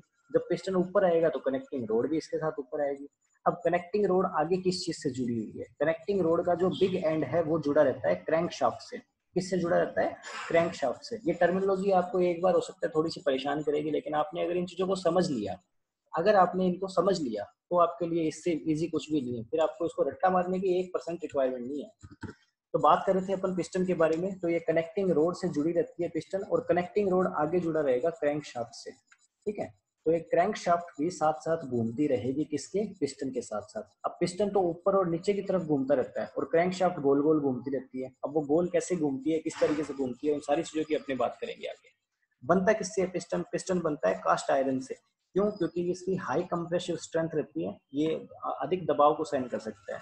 एल्यूमिनियम वगैरह से भी हम बना सकते हैं क्योंकि वो हल्के होते हैं और अपने को पिस्टन हल्का रखना भी जरूरी रहता है। ओके, तो ये पिस्टन के बारे में कुछ बातें थी। यहाँ पे मैं आपको एक बार फिर से बता देता हूँ, ये पिस्टन है, ये आपकी कनेक्टिंग रोड है, ये कनेक्टिंग रोड का स्मॉल एंड है, ये इसके नीचे फिट हो जाएगा, और ये जो छेद होगा इस छेद के अंदर पिस्टन पिन डाल करके, जिसको रिस्ट पिन भी बोलते हैं, वो डाल के इसको फिक्स कर देंगे। नीचे वाला पार्ट को बिग एंड बोलते हैं, यहाँ पे ये इसके नट वगैरह रहे, इनसे अपन इनको टाइट कर सकते हैं। इसके अंदर एक बैरिंग रहता है, इसके अंदर क्या रहता है, बेरिंग रहता है। अब बेरिंग क्या चीज होती है, होपफुली आप सारे लोगों को पहले से पता होगा। कोई भी पहिया गोल गोल घूमता है, साइकिल के अंदर भी बेरिंग डलते हैं, ठीक है। कोई भी पहिया होता है वो गोल गोल घूमता है, तो उसके अंदर बेरिंग को हमें डालना पड़ता है ताकि बेरिंग उस रोटेशन को मूवमेंट कर सके, ठीक है, उस रोटेशन को अलाउ कर सके। अदरवाइज क्या होगा, वहां पे घिसावट होना शुरू हो जाएगी, घिसावट होने के कारण कल पुर्जे घिस जाएंगे हमारे, ठीक है। तो इसलिए बेरिंग को डालते हैं किसी भी रोटेशनल मूवमेंट के लिए। उसके बाद में बात करते हैं हेड या फिर क्राउन क्या होता है पिस्टन का। तो जो ऊपर वाला जो पार्ट है पिस्टन का उसको बोलते हैं पिस्टन क्राउन या पिस्टन हेड, जो कि क्या रहता है, बिल्कुल सपाट रखता है। उसके बाद में बात करते हैं स्प्लिट क्या रहता है। तो स्प्लिट यहाँ पे आप ये चीज देखिए कि ये वो वाला छेद होता है पिस्टन के अंदर जहाँ पे पिस्टन पिन लगती है। और पिस्टन पिन किस चीज को जोड़ती है, कनेक्टिंग रोड को जोड़ती है। मैं बार बार बोल रहा हूँ ये चीजें ताकि आपको कहीं भी कोई भी डाउट ना रह जाए। कनेक्टिंग रोड को जोड़ती है पिस्टन पिन। तो इसके जो पिस्टन पिन के जो नीचे वाला जो हिस्सा रहता है उसको बोलते हैं पिस्टन स्प्लिट। बात समझ में आई। एक चीज और यहाँ पे आप नोटिस करना, मैं इमेज में फिर से पीछे जाता हूँ। ये जो पिस्टन है उस पिस्टन के अंदर यहाँ पे कुछ खांचे दी गई है, दिखाई दे रहा है ना आपको, आप अच्छे से देख सकते हो यहाँ पे खांचे दी गई है। तो वो खांचे भी सोच समझ के दी गई है, ऐसे नहीं कि मुंह उठाया और दे दी। यहाँ पे आप देखोगे तो यहाँ पे भी आपको दिखाई दे रही होंगी, लेकिन इनके अंदर इन्होंने रिंग्स डाल दी, ठीक है। और इस इमेज में देखोगे तो यहाँ पे भी इन्होंने रिंग्स डाल दी, ठीक है, इन खांचों में। लेकिन बात करेंगे कि ये खांचे क्या होती है, कौन सी रिंग्स होती है, वगैरह वगैरह सारी चीजों के बारे में। फिलहाल टॉपिक में आगे बढ़ते हैं। वही चीजें same to same, piston split आप समझ गए, कनेक्टिंग रोड आप समझ गए, कनेक्टिंग रोड के अंदर बेरिंग लगेगा वो आप समझ गए, कनेक्टिंग रोड के जो बोल्ट है वो क्या होंगे वो आप समझ गए। ये कनेक्टिंग रोड का बिग एंड हो गया, ये कनेक्टिंग रोड का स्मॉल एंड हो गया, जो कि पिस्टन के अंदर की तरफ है, इस टाइम पिस्टन से जुड़ चुका है, इसलिए मैंने यहाँ पे मार्क किया है। स्क्रिप्ट के बारे में बात करेंगे तो ये पोर्शन वो होता है जो एब्जॉर्ब करेगा साइड मूवमेंट पिस्टन के, इसको इधर उधर हिलने नहीं देगा, सिलेंडर के अंदर फिट रखने का काम करेगा ये।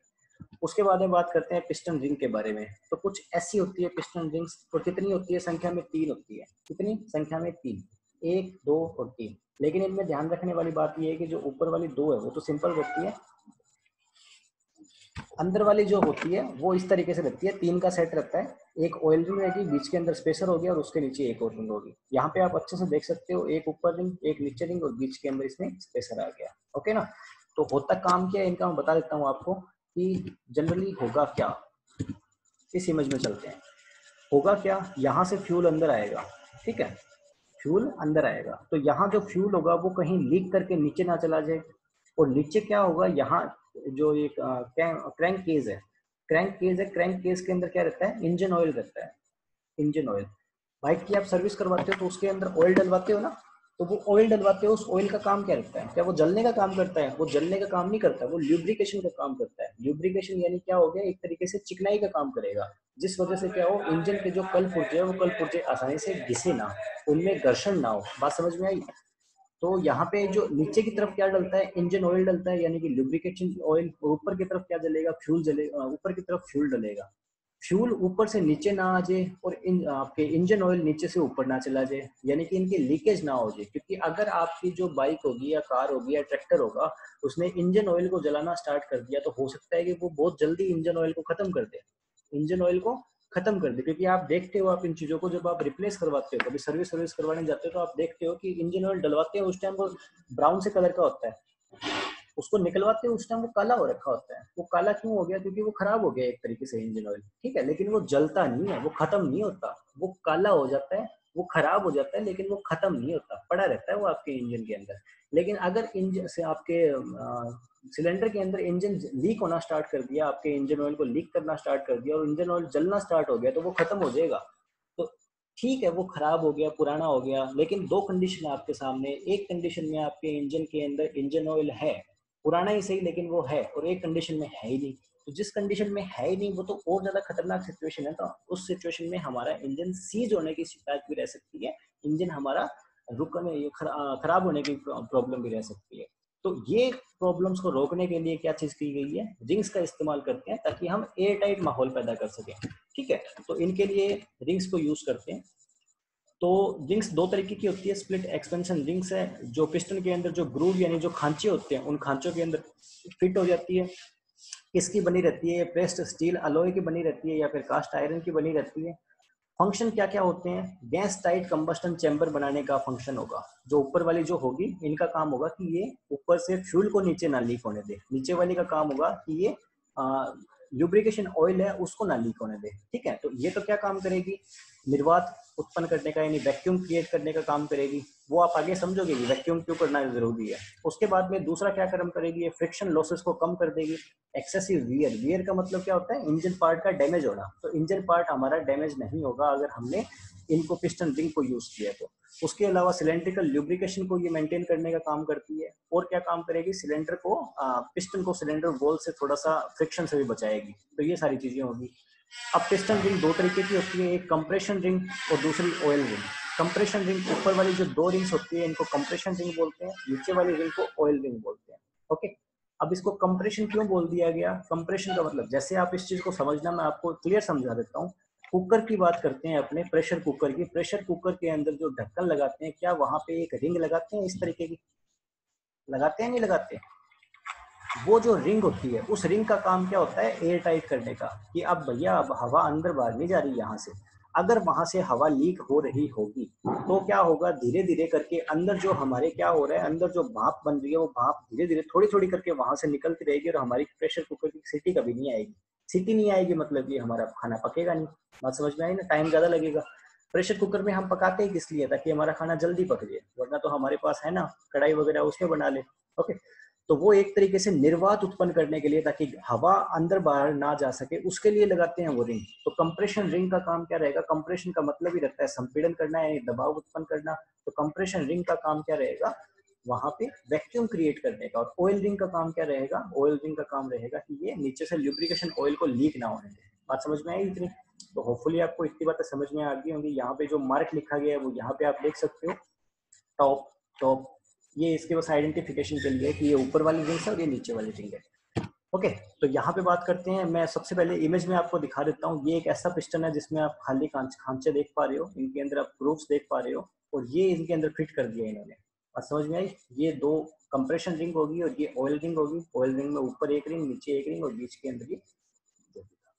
कंप्रेशन रिंग की बात करते हैं तो ये हमेशा क्या रहती है, प्लेन रहती है, सिंगल पीस रहती है, और हमेशा कहाँ लगेगी, पिस्टन हेड के। अब इन चीजों को समझना, पिस्टन हेड यानी पिस्टन के ऊपर वाला हिस्सा जो बिल्कुल सपटा था, पिस्टन हेड के ऊपर वाले हिस्से के पास जो खांचे होंगे, उन खांचों के अंदर, यानी कि ये दो खांचे हैं, उनके अंदर कौन सी रिंग लगती है, कंप्रेशन रिंग लगती है। जो क्या काम करती है, गैस के लीक को होने से रोकती है। इंजन सिलेंडर के अंदर जो फ्यूल आएगा उस फ्यूल के लीकेज को रोकती है ये। ठीक है, और कंप्रेशन प्रेशर को मेंटेन करने का काम करेगी। वो सारी बातें होगी।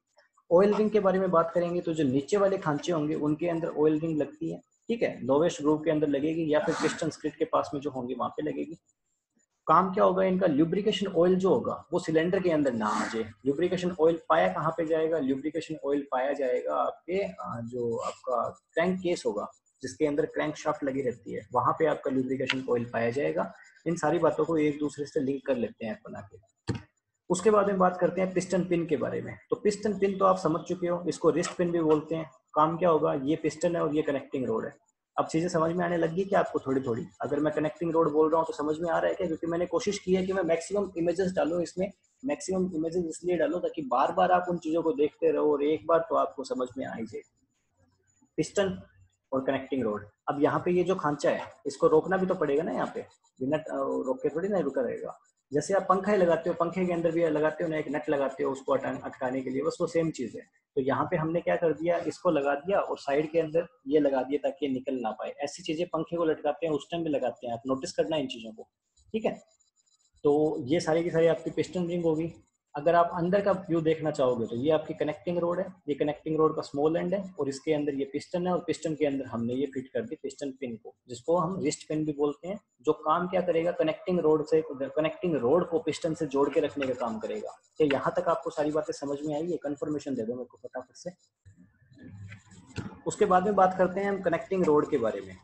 उसके बाद में बात करते हैं कनेक्टिंग रोड के बारे में। कनेक्टिंग रोड मैं आपको पहले बता चुका हूँ, ये कनेक्टिंग रोड होगी, और ये कनेक्टिंग रोड का स्मॉल एंड रह गया, ये कनेक्टिंग रोड का बिग एंड रह गया। यहाँ पे इसके अंदर बैरिंग भी लगता है। ठीक है, और ये नट बोल्ट रखते हैं जो आपस में टाइट कर दिए जाते हैं जब इनमें क्रैंक शाफ्ट हम जोड़ देते हैं उस टाइम। यहाँ नट बोल्ट से टाइट किया जाता है और यहाँ पे पिस्टन पिन लगा के इसे पिस्टन से जोड़ा जाता है। कनेक्टिंग रोड का जो स्मॉल एंड है वो जुड़ा रहेगा पिस्टन से, और जो बिग एंड है वो जुड़ा रहेगा क्रैंक शाफ्ट से। ओके ना, तो ये चीजें आप समझ गए। एक स्पेशल टाइप की रोड होती है जिसका एक सिरा जो जुड़ा रहेगा पिस्टन से और दूसरा सिरा जुड़ा रहता है क्रैंक शाफ्ट से। तो जो बातें मैंने आपको बताई है वही बातें यहाँ पे लिखी गई है। काम क्या रहेगा इसका? काम रहेगा जो पावर आएगी, पावर देखो फ्यूल जलेगा, फ्यूल जलने से पावर सबसे पहले उसके पास पहुंचेगी जो जहां फ्यूल जलेगा उसके सबसे पास में होगा। सबसे पास में कौन है? पिस्टन है। पावर आएगी पिस्टन के पास में, लेकिन पिस्टन खुद नहीं रखेगा वो पावर, आगे ट्रांसफर कर देगा क्रैंक शाफ्ट को। लेकिन क्रैंक शाफ्ट को ट्रांसफर करने के लिए बीच में मीडिएटर का काम कौन करेगा? कनेक्टिंग रोड करेगी। ये बातें मैंने अभी बोली है वो आपको समझ में नहीं आएगी। क्यों नहीं आएगी? क्योंकि एक बार जब आपने इनको मैकेनिज्म को होते हुए देख लिया ना, फिर आपकी क्रिस्टल क्लियर हो जाएगी ये सारी चीजें। लेकिन एक बार आपको कड़ियां जोड़नी पड़ेगी, जब तक आपने बेस तैयार नहीं किया तब तक आपको दिक्कतें आएगी। ओके, तो क्रैंकशाफ्ट ये क्या करेगा? पावर ट्रांसफर करने का काम करेगा क्रैंकशाफ्ट को, और कहाँ से करने का काम करेगा? पिस्टन से करने का काम करेगा। ड्रॉग फ्रॉग स्टील की ये बनाई जाती है जो कनेक्टिंग रोड होती है वो। उसके बाद में बात करते हैं क्रैंकशाफ्ट के बारे में। तो क्रैंकशाफ्ट जो होती है वो अटैच रहती है किससे? आपके कनेक्टिंग रोड के बड़े वाले हिस्से से, और कनेक्टिंग रोड आगे अटैच रहती है पिस्टन से। बात करते हैं, ये मेन शाफ्ट होती है जो इंजन को चलाने का काम करेगी, जो पहिए को घुमाना ना। मैंने आपको क्या बोला लेक्चर की स्टार्टिंग में कि आप तो बस इतना ही मानो कि इंजन जो होगा उसका काम होता है पहियों को गोल गोल घुमाने का। तो यहाँ तक हमने ऐसी कोई चीज नहीं पढ़ी जो चीज पहियों को गोल गोल घुमा सके। बात समझ में आई ना? यहाँ तक हमने ऐसी कोई चीज ही नहीं पढ़ी जो पहियों को गोल घुमा पा रही हो। कोई आगे नीचे हो रहा है, कोई ऊपर नीचे हो रहा है, कोई कुछ हो रहा है, कोई कुछ हो रहा है, पहिए गोल कैसे घूमे? मुझे तो इसका जवाब दो। ठीक है, तो इसका जवाब क्रैंकशाफ्ट के पास में है। क्रैंकशाफ्ट ही वो पार्ट है जो इंजन को गोल गोल घुमाने में मदद करेगा। लेकिन क्रैंकशाफ्ट अकेला कुछ नहीं कर पाएगा। क्रैंकशाफ्ट के ऊपर जो चीजें जुड़ी हुई है वो इंपॉर्टेंट है, ध्यान रखना। उनके बिना क्रैंकशाफ्ट की कोई वजूद नहीं है। तो बात करते हैं क्रैंकशाफ्ट के बारे में। क्रैंकशाफ्ट मुख्य शाफ्ट होती है इंजन की, जो कन्वर्ट करता है रेसिप्रोकेटिंग मोशन को। रेसिप्रोकेटिंग मोशन कौन सी होगी? कभी पिस्टन ऊपर जा रहा है, कभी पिस्टन नीचे आ रहा है, पिस्टन ऊपर जा रहा है, पिस्टन नीचे आ रहा है, पिस्टन ऊपर जा रहा है, पिस्टन नीचे आ रहा है। तो पिस्टन की ऊपर और नीचे जाने की जो मूवमेंट है, इस मूवमेंट को रोटेटरी मूवमेंट में, यानी गोल गोल घूमने वाली मूवमेंट में कन्वर्ट करने का काम कौन करता है? क्रैंकशाफ्ट करती है। आपको नहीं समझ में आया होगा क्रैंकशाफ्ट कैसे करती है, क्योंकि देखो थ्योरी का यही होता है, थ्योरी आपको जितनी पढ़ लो आपको समझ में नहीं आएगी।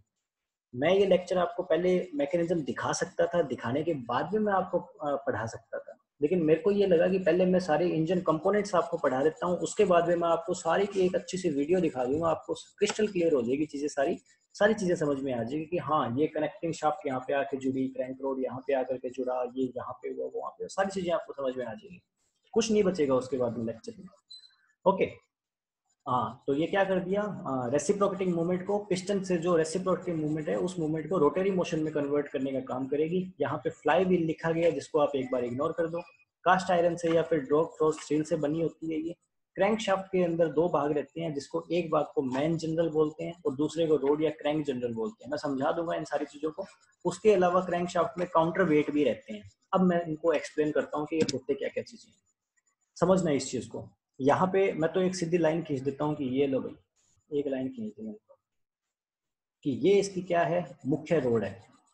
इस मुख्य रोड के अंदर जो जो पार्ट हो गए, जैसे इसके अंदर अगर खींचना चाहूँ तो ये इसकी मैंने यहाँ पे लाइनिंग खींच दी, क्योंकि वैसे तो समझ में नहीं आएगा, कहीं ऊपर है कहीं नीचे है, कहीं ऊपर है कहीं नीचे है, परेशान कर रहा है अपने को। तो हमने इसमें एक लाइनिंग खींच दी कि ये वाला जो पार्ट है वो पार्ट क्या है? मुख्य भाग है, और मुख्य भाग पे दूसरा पार्ट जुड़ा हुआ है।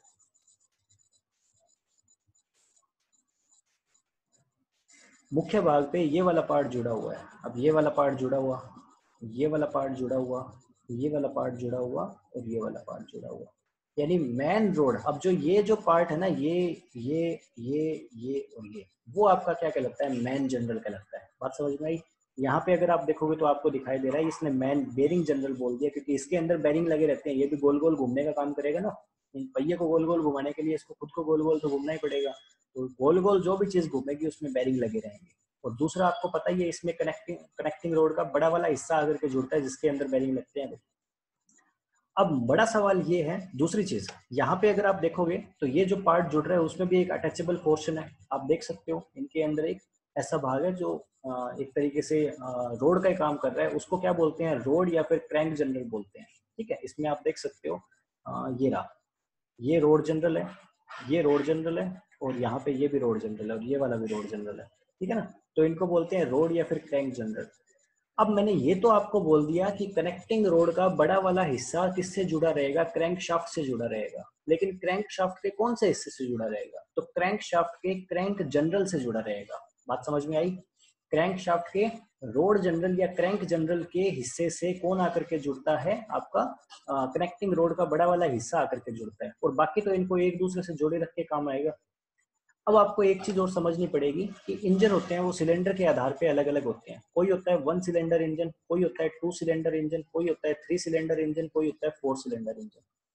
4 सिलेंडर इंजन है तो 4 ही पिस्टन होंगे। समझना इस चीज को, मैं बोलता हूँ एज्यूम करो 4 सिलेंडर वाला इंजन है। 4 सिलेंडर वाला इंजन है तो 1 सिलेंडर, 2 सिलेंडर, 3 सिलेंडर और 4 सिलेंडर। इनके अंदर 4 ही पिस्टन होंगे, 1 पिस्टन, 2 पिस्टन, 3 पिस्टन और 4 पिस्टन। 4 पिस्टन है तो 4 ही कनेक्टिंग रोड जुड़ी होगी, 1 कनेक्टिंग रोड, 2 कनेक्टिंग रोड, 3 और 4 कनेक्टिंग रोड।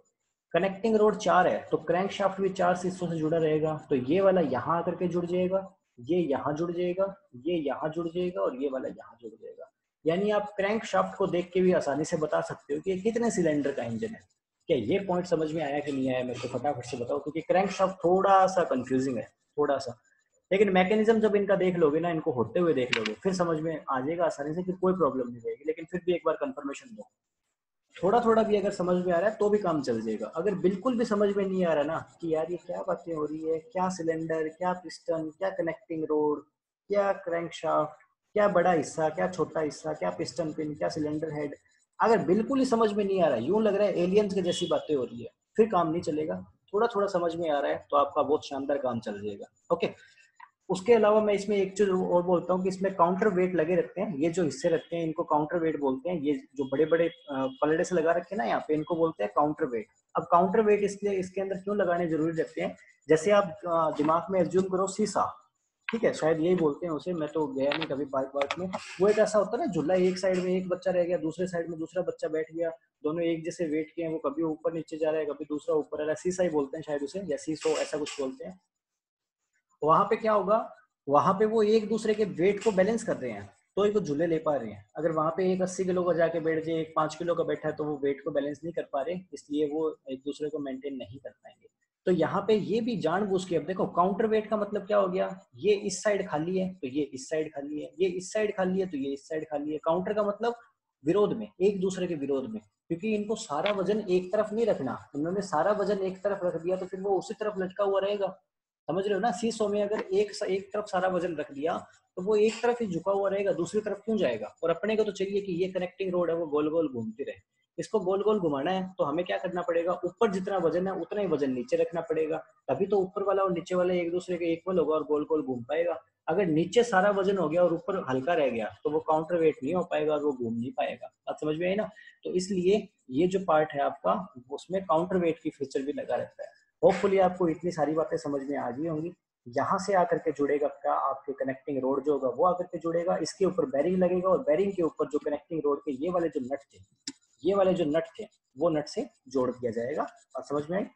उसके बाद में बात करते हैं फ्लाई व्हील के बारे में। तो फ्लाई व्हील क्या चीज होती है, इस इमेज में आप समझोगे कि ये एक कनेक्टिंग रोड है, इसका मेन बेरिंग, मेन पुली होगी इसकी। तो यहाँ पे तो पुली एंड होगी, इस चीज को तो भूल ही जाते हैं। ये वाला जो पार्ट है, इस वाले पार्ट पे फ्लाई व्हील जुड़ा रहता है। अब फ्लाई व्हील होता क्या है, कुछ नहीं होता है, एक गोल गोल पत्ती से रहती है, एक गोल गोल व्हील रहता है, उसको बोलते हैं फ्लाई व्हील। इसके कई सारे काम होते हैं। वो एनर्जी को स्टोर करके रखने का काम करेगा। जैसे आप दिमाग में एज्यूम करो सिलाई मशीन। सिलाई मशीन वो इलेक्ट्रिसिटी वाली मत यूज करना। कई लोग होते हैं ना, वो टेबल वाली सिलाई मशीन यूज करते हैं, टेबल के ऊपर रख लिया और उनके वो बेल्ट लगा ली, नीचे एक पहिया लगा रहता है, पैर से चलाते रहते हैं, ठीक है, वो वाली सिलाई मशीन अपने दिमाग में एज्यूम करना।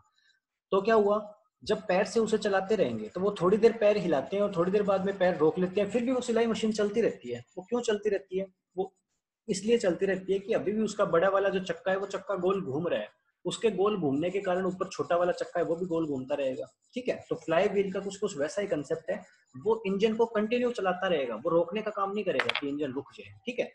तो जिस टाइम पावर स्ट्रोक हो रहा होगा उस टाइम तो ये अपने आप इंजन के द्वारा ये चलाया जाएगा, और जिस टाइम पावर स्ट्रोक नहीं हो रहा होगा उस टाइम इसके द्वारा इंजन को चलाया जाएगा। अब ये क्या बातें हैं, ये बातें आपको तभी समझ में आएगी जब मैं इसका मैकेनिज्म आपको समझाऊंगा। यूं मानो कि फ्लाई व्हील इंजन का आखिरी हिस्सा है, फ्लाई व्हील इंजन का आखिरी हिस्सा है, उसके बाद में अलग मैकेनिज्म शुरू हो जाएगा। इंजन के अंदर इतनी चीजें हैं, फ्लाई व्हील से शुरू होता है और आपके सिलेंडर हेड पे जाकर के खत्म हो जाता है, ठीक है। ये इसके कुछ काम है, जो काम आपको अभी समझ में आने तो है नहीं, इसलिए मैं एक बार आपको नहीं बता रहा, ठीक है। इंजन टाइमिंग एडजस्ट करने का काम करेगा, उसके अलावा ये क्लच प्लेट के साथ जुड़ने का काम करेगा। ये मैं आपको एक बार उतना डिटेल में नहीं बता रहा, क्योंकि आपको थोड़ा सा इनको समझने में ट्रिकनेस रहेगी। यहाँ बात करते हैं फ्लाई व्हील के बारे में। इसकी दोनों साइड में आपको दिखा रहा हूँ, ये इसकी फ्रंट साइड है, ये इसकी रियर साइड है। जो इसकी फ्रंट साइड होती है वो जुड़ती है इंजन के पास में, क्रैंक शाफ्ट से जुड़ा रहता है फ्लाई व्हील। तो क्रैंक शाफ्ट वाली साइड ये वाली रहेगी और इसके अपोजिट साइड ये वाली जुड़ी रहती है, ठीक है। ये जो पार्ट होगा वो डायरेक्ट जुड़ा रहता है क्लच प्लेट से। किससे? क्लच प्लेट से। सर जैसे हम बाइक को स्पीड में चलाकर क्लच को दबा लेते हैं, अब देखो मैं ये चीज, मैं क्या बोल रहा हूँ, आपके क्वेश्चंस हमेशा एक्सेप्टेबल रहते हैं, क्योंकि teaching is a two way process. अभी निर्मल ने बोला कि जैसे हम बाइक को स्पीड में चला के क्लच को दबा लेते हैं, तो देखो होता क्या है, समझना है इस चीज को। अगर आप इन चीजों को समझोगे, क्योंकि प्रैक्टिकल आप जितना समझोगे ना इस सब्जेक्ट को, जितना इस सब्जेक्ट में आप इंटरेस्ट लोगे, उतना ये सब्जेक्ट आपको समझ में आएगा, और फिर बाइक चलाने में मजा ही अलग आएगा आपको, कार चलाने में, ट्रैक्टर चलाने में अलग ही स्वाद आएगा। देखो होता क्या है, फ्यूल आया, अब उतना डिटेल में मत जाना, यूं मानो कि ये सिलेंडर है, सिलेंडर के अंदर पिस्टन है, पिस्टन नीचे कनेक्टिंग रोड से जुड़ा हुआ है, कनेक्टिंग रोड नीचे क्रैंकशाफ्ट से जुड़ी हुई है, क्रैंकशाफ्ट गोल गोल घूम रही है, कनेक्टिंग रोड और पिस्टन ऊपर नीचे घूम रहा है। उसके अलावा क्या हो रहा है, कनेक्टिंग रोड के साथ साथ वो सारी शाफ्ट घूम रही है, कनेक्टिंग रोड के साथ में फ्लाई व्हील जुड़ा हुआ है, फ्लाई व्हील गोल गोल घूम रहा है। क्लियर? होगा क्या, ऊपर से फ्यूल आ रहा है सिलेंडर हेड में, सिलेंडर हेड से वो पहुंच गया कहाँ पे, कंबस्टन चैम्बर में, वहां पे जला, जलने से पिस्टन क्या हुआ, मूवमेंट करना स्टार्ट किया। अब फ्यूल के जलने से पिस्टन क्यों मूवमेंट करेगा वो नहीं समझना, वो आगे समझेंगे, थोड़ी थोड़ी प्रोसेस को समझना है। फ्यूल जला, पिस्टन ऊपर नीचे होगा, पिस्टन ऊपर नीचे हुआ तो क्रैंकशाफ्ट गोल गोल घूमेगी। अब पिस्टन ऊपर नीचे हो रहा है, क्रैंकशाफ्ट गोल क्यों घूमेगी वो भी अभी नहीं समझना, बस होता है, विश्वास करो कि होता है, ठीक है। क्रैंकशाफ्ट गोल गोल घूमेगी, क्रैंकशाफ्ट गोल गोल घूमेगी तो फ्लाई व्हील गोल गोल घूमेगा, फ्लाई व्हील गोल गोल घूमेगा, अपने को टायर को गोल ही तो घुमाना है ना, ठीक है। क्लच क्या काम करेगी, ये मान लो फ्लाई व्हील है, फ्लाई व्हील गोल गोल घूम रहा होगा, और ये क्लच है, क्लच अभी स्टैटिक है, वो घूम नहीं रही। बाइक आपने स्टार्ट किया, आपने गियर लगाया नहीं है और क्लच आपने दबा रखी है, अभी इंजन तो गोल गोल घूम रहा है लेकिन आपकी क्लच अटैच नहीं है। आपने क्या किया, जैसे ही क्लच को छोड़ दिया, आपने जैसे ही क्लच को गियर लगा के आपने जैसे ही क्लच को छोड़ दिया, तो अब ये क्लच जो थी, समझना, ये फ्लाई व्हील है, ये फ्लाई व्हील का चिकना हिस्सा है, और ये फ्लाई व्हील का वो हिस्सा है जो हिस्सा किससे अटैच रहेगा, क्रैंक शाफ्ट से अटैच रहेगा। क्लच प्लेट यहाँ आकर के जुड़ जाएगी इसके साथ में, और क्योंकि इंजन गोल गोल घूम रहा है, क्रैंक शाफ्ट गोल गोल घूम रही है, फ्लाई व्हील गोल गोल घूम रहा है, तो क्लच प्लेट भी गोल गोल घूमना स्टार्ट कर देगी। क्लच प्लेट गोल गोल घूमना स्टार्ट कर देगी तो पहिए भी साथ साथ गोल गोल घूमना स्टार्ट कर देगी।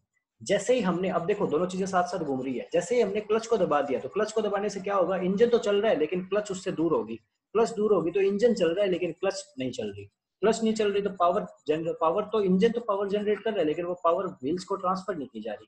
बात समझ में आई? तो क्लच दबाने से बाइक की स्पीड तेज नहीं होती, वो इंजन ब्रेकिंग वाला कंसेप्ट खत्म हो जाता है। वो बातें आगे बताऊंगा मैं आपको, फिलहाल के लिए इतना बहुत है आप लोगों के लिए। उसके बाद में बात करते हैं थोड़ी सी क्रैंकशाफ्ट और इन चीजों के बारे में, थोड़ा आपको टेक्निकली अच्छे समझाते हैं। देखो होता क्या है, समझना इस चीज को, ये इसकी मैन बेरिंग हो गया, बहुत सारी चीजें आपको समझने को मिलेगी इसमें। मैन बेरिंग हो गया, उसके अलावा यहाँ पे बात करते हैं तो ये इसके क्या रह गए, आपके क्रैंक जनरल रह गए, जिसके मैन जनरल रह गया, ठीक है। इसके अंदर क्रैंक जनरल रह गए, चार इसके अंदर कनेक्टिंग रोड फिटेड है, 1 2 3 4, यानी 4 सिलेंडर इंजन है, चार कनेक्टिंग रोड फिटेड है। ये कनेक्टिंग रोड का बड़ा वाला हिस्सा है, इसके अंदर हमने वो बेरिंग भी लगा दिए, और बेरिंग आगे फिट हो गई किसके अंदर, आपके रोड जनरल या क्रैंक जनरल के साथ में। कनेक्टिंग रोड का ऊपर वाला हिस्सा इमेज में शो नहीं किया हुआ, वो आपको एक बार हाइपोथेटिकली एज्यूम करना है दिमाग में कि क्रैंक शाफ्ट के सॉरी कनेक्टिंग रोड के ऊपर स्मॉल एंड होगा, स्मॉल एंड पे पिस्टन लगा होगा, पिस्टन सिलेंडर के अंदर होगा, और पिस्टन के ऊपर यहाँ पे कंबस्टन चैम्बर होगा, यहाँ पे फ्यूल अंदर आने की व्यवस्था होगी, यहाँ से धुआं बाहर जाने की व्यवस्था होगी, यहाँ स्पार्क प्लग या इंजेक्टर लगा होगा। जो जितने स्ट्रक्चर यहाँ पे बताइए उतनी स्ट्रक्चर इस वाले पिस्टन, इस वाले कनेक्टिंग रोड के ऊपर होगी, उतनी इस वाली कनेक्टिंग रोड के ऊपर होगी, उतनी इस वाली कनेक्टिंग रोड के ऊपर होगी, ठीक है। अंदर फ्यूल जलेगा, फ्यूल जलने से पिस्टन ऊपर नीचे होगा, पिस्टन ऊपर नीचे होने से क्रैंकशाफ्ट गोल गोल घूमेगी। अब गोल क्यों घूमेगी वो आपको अभी भी नहीं समझना, फ्यूल जलेगा तो पिस्टन क्यों घूमेगा, पिस्टन ऊपर नीचे क्यों होगा वो आपको नहीं समझना, क्रैंकशाफ्ट गोल क्यों घूमेगी वो आपको नहीं समझना, ठीक है। बस ये गोल घूमेगा इतना समझना है। ये जैसे ही गोल घूमेगा तो ये सारे के सारे पिस्टन की वजह से क्रैंकशाफ्ट गोल गोल घूम रही है, तो ये जो फ्लाई व्हील, ये देखो क्रैंकशाफ्ट के एंड पे लगा रहता है फ्लाई व्हील, तो फ्लाई व्हील भी साथ साथ गोल गोल घूमना स्टार्ट कर देगा। फ्लाई व्हील का एक साइड जो होगा वो खुरदरा रहेगा, दूसरा साइड कैसा रहता है, थोड़ा सपाट रहता है, हालांकि उस पर भी फ्रिक्शन के वास्ते चीजें रहती है ताकि जुड़ सके उसके साथ चीजें आकर के। दूसरी इमेज में चलते हैं। अभी ये एक गाड़ी है, इस गाड़ी में ये इंजन कंपार्टमेंट है सारा का सारा, ठीक है। और ये जो कंपार्टमेंट है वो कंपार्टमेंट क्या है, ट्रांसमिशन का, यानी गियर बॉक्स है। अपने बात करते हैं गियर बॉक्स ट्रांसमिशन, वो है। यहाँ पे आप देख भी सकते हो गियर भी आपको दिखाई दे रहा है। उसके अलावा ये जो पार्ट है वो पार्ट क्या है आपका, फ्लाई व्हील है या फिर क्लच है। ये सारा का सारा एक तरीके से मानो सारा का सारा पार्ट ही क्लच है आपका, ठीक है। ये ट्रांसमिशन यूनिट है इसकी, और ट्रांसमिशन यूनिट के बिल्कुल एंड में क्या लगा हुआ है, क्लच लगा हुआ है। गियर के बीच में क्या लगा हुआ है, क्लच लगा हुआ है, ठीक है। यानी यूं मानो ये इंजन है, ये आपके गियर बॉक्स है, इन दोनों के बीच में कौन होता है, क्लच होता है। बात समझ में आई, क्योंकि गियर चेंज करने के लिए तो क्लच का काम होता है ना, ठीक है। तो होगा क्या, यहाँ पे वो पिस्टन है, पिस्टन कनेक्टिंग रोड से जुड़ा हुआ, नीचे क्रैंकशाफ्ट है, और क्रैंकशाफ्ट आगे जुड़ी हुई है किस चीज से, फ्लाई व्हील से। फ्लाई व्हील आगे जुड़ा हुआ है क्लच प्लेट से, और ये जो पार्ट यहाँ पे दिखाई दे रहा है वो इन तीनों पार्ट का मिक्सचर है, 1 और 2 और इसके अंदर ये 3, इन तीनों का मिक्सचर है। वो यहाँ पे एक सिंगल इमेज में दिखा दिया गया। होता क्या है, ये जो क्लच वाला पार्ट है वो इसके साथ अगर चिपक जाएगा तो फ्लाई व्हील जब गोल गोल घूम रहा होता है तो क्लच भी गोल गोल घूमना स्टार्ट कर देती है। क्लच गोल गोल घूमना स्टार्ट कर देगी तो ये जो आपके जो रोड है वो रोड भी गोल गोल घूमना स्टार्ट कर देगी। ये रोड जब गोल गोल घूमना स्टार्ट कर देगी तो पहिए भी गोल गोल घूमना स्टार्ट कर देंगे। अब मेरे को बताओ क्या थोड़ा थोड़ा समझ में आया या नहीं आया, कि किस तरीके से, वो नहीं समझना कि फ्यूल कैसे जलेगा, पेट्रोल कैसे जलेगा, डीजल कैसे जलेगा, पिस्टन ऊपर नीचे कैसे होगा, क्रैंकशाफ्ट गोल कैसे होगी, बस इतना समझना है। फ्यूल जलेगा, पिस्टन हिलेगा, पिस्टन हिलेगा, क्रैंकशाफ्ट गोल गोल घूमेगी, क्रैंकशाफ्ट गोल गोल घूमेगी, फ्लाई व्हील उसके साथ जुड़ा हुआ है वो गोल गोल घूमेगा, फ्लाई व्हील गोल गोल घूमेगा, क्लच फ्लाई व्हील के साथ जुड़ी होगी तो क्लच भी गोल गोल घूमना स्टार्ट कर देगी, क्लच प्लेट भी। उसके साथ में पीछे जो रोड लगी हुई है ट्रांसमिशन गियर वाली, वो रोड भी गोल गोल घूमना स्टार्ट कर देगी, रोड गोल गोल घूमना स्टार्ट कर देगी, पहिए भी गोल गोल घूमना स्टार्ट कर देंगे। क्या इतना कंसेप्ट समझ में आया या नहीं आया, फटाफट से बता दो।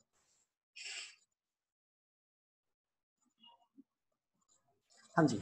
एक चीज और है, जो पुराने ट्रैक्टर आते थे, हिंदुस्तान के ट्रैक्टर आते थे, देखे किसी ने हिंदुस्तान के ट्रैक्टर, उनके अंदर, या फिर आइसर वाइसर में भी आता है मेरे ख्याल से ये सिस्टम, उनके अंदर इंजन को स्टार्ट करने का एक अलग ही मैकेनिज्म होता था।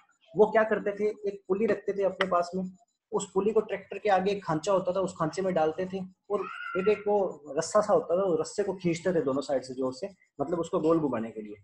जैसे ही उसको गोल घुमाते थे ट्रैक्टर हमारा स्टार्ट हो जाता था। ऐसा सिस्टम देखा है किसी ने? तो वो स्टार्ट क्यों हो जाता था, वो स्टार्ट इसलिए हो जाता था कि ये जो पार्ट है, इस पार्ट के अंदर आकर के वो आपके अटक जाती थी पुली। आपने क्या किया, जैसे ही उसको गोल घुमाया बहुत ज्यादा स्पीड से या बहुत ज्यादा पावर से, तो ये आपकी क्रैंक शाफ्ट एक बार गोल गोल घूमना स्टार्ट कर दी। क्रैंक शाफ्ट जैसे ही गोल गोल एक बार घूमी, ठीक है, तो इसने पिस्टन को गोल गोल घुमाया, और पिस्टन को जैसे ही घुमाया वैसे ही आपका ट्रैक्टर स्टार्ट हो गया। आमतौर पे बाइक्स वगैरह में क्या होता है, बाइक्स वगैरह में ये जो काम जो हम हाथ से करते थे पुराने हिंदुस्तान वाले ट्रैक्टर्स में, आज के टाइम में ये काम बैटरी से होने लग गया। हम जैसे सेल्फ मारते हैं, सेल्फ मारने से एक बार क्रैंकशाफ्ट बैटरी की हेल्प से घूम जाती है। बात समझ में आया? एक बार घूम जाएगी, उसके बाद में पिस्टन अपने आप शुरू हो जाते हैं, सारी मैकेनिज्म अपने आप स्टार्ट हो जाती है।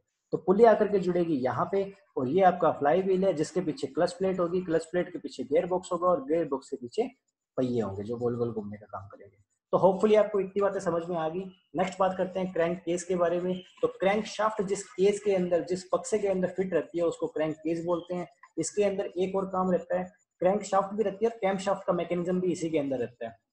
यानी आपने अभी तक जितनी भी चीजें देखी है ना, ये इसके अंदर अगर मैं बताना चाहूँ तो ये देखो, इंजन को एक तरीके से बंद किया हुआ है सारा का सारा। इंजन को बंद किया हुआ है ना, तो ये बंद जिसके अंदर किया गया है वो क्रैंक केस है, बस बात खत्म। ठीक है। पिस्टन सिलेंडर के ऊपर से लेकर के और क्रैंक शाफ्ट के नीचे से लेकर के जितना भी पार्ट है वो सारा का सारा क्रैंक केस का पार्ट है। ओके। क्रैंक केस के अंदर ही हम लुब्रिकेटिंग ऑयल डालते हैं। इसके लिए हमें फिर से पुरानी वाली इमेज पे चलना पड़ेगा, काफी पीछे। इस इमेज में देखते हैं, अभी चीज़ों को समझते हैं। ये सिलेंडर हेड हो गया, सिलेंडर हेड के अंदर ये वॉल्व फिट हो गए, उसके अलावा इसमें स्पार्क प्लग फिट हो गया, ये आपका कंबस्टन चैम्बर बन गया, ये पिस्टन बन गया, ये सिलेंडर ब्लॉक बन गया, इसके अंदर कूलिंग वाटर वाली सिस्टम रह गया, कनेक्टिंग रोड होगी, स्मॉल एंड हो गया, बिग एंड हो गया, ये आपके क्रैंक शाफ्ट रहेगी, क्रैंक शाफ्ट आगे फ्लाई व्हील से जुड़ी रहेगी, और ये सारा का सारा सिस्टम जिसके अंदर इनक्लोज रहता है, बंद रहता है, उसको बोलते हैं क्रैंक केस। क्रैंक केस के अंदर हम क्या रखते हैं, इंजन ऑयल या फिर लुब्रिकेशन ऑयल को रखते हैं। ठीक है। तो ये सारी की सारी बातें आपको होपफुली समझ में आ गई होंगी। उसके बाद में देखते हैं एक दो चीजें और बच गई इसमें, तो ये बाकी उसमें और इतना बताने वाला कुछ खास है नहीं। ऑयल पान भी बोलते हैं इसको, क्योंकि इसके अंदर हम तेल रखते हैं, इसलिए इसको ऑयल पैन भी बोलते हैं।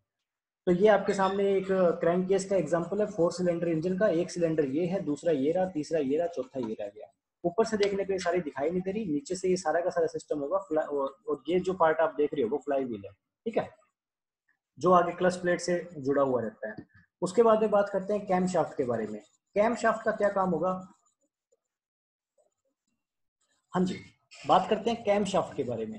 अब कैम शाफ्ट क्या होती है, इस इमेज में देखोगे आपको समझ में आ जाएगी चीजें आसानी से।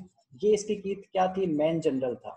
मेन जनरल में क्या लगी हुई है? ये क्रैंक शाफ्ट लगी हुई है, ये क्रैंक शाफ्ट है, ये क्रैंक शाफ्ट है, ये क्रैंक शाफ्ट है। क्रैंक शाफ्ट के ऊपर आप देख पा रहे हो कनेक्टिंग रोड है, ठीक है, कनेक्टिंग रोड के ऊपर क्या है? पिस्टन है। अब इस इमेज में सिलेंडर नहीं दिखाया गया, इस इमेज में सिलेंडर नहीं दिखाया गया, क्योंकि सिलेंडर दिखा देते तो फिर पिस्टन कैसे दिखाते। यहाँ पे अगर बात करेंगे, इसके ऊपर क्या लगी हुई है? एक रोड लगी हुई है जिसको हम क्या बोलते हैं? कैम शाफ्ट बोलते हैं। नीचे वाली को क्रैंक शाफ्ट बोलते हैं, ऊपर वाली को कैम शाफ्ट बोलते हैं। कैम शाफ्ट कुछ इस तरीके की होती है, इसके अंदर यूं इस तरीके के सिरे से लगे रहते हैं, जो बाकी साइड से गोल होते हैं और एक साइड से थोड़े से नुकीले रहते हैं।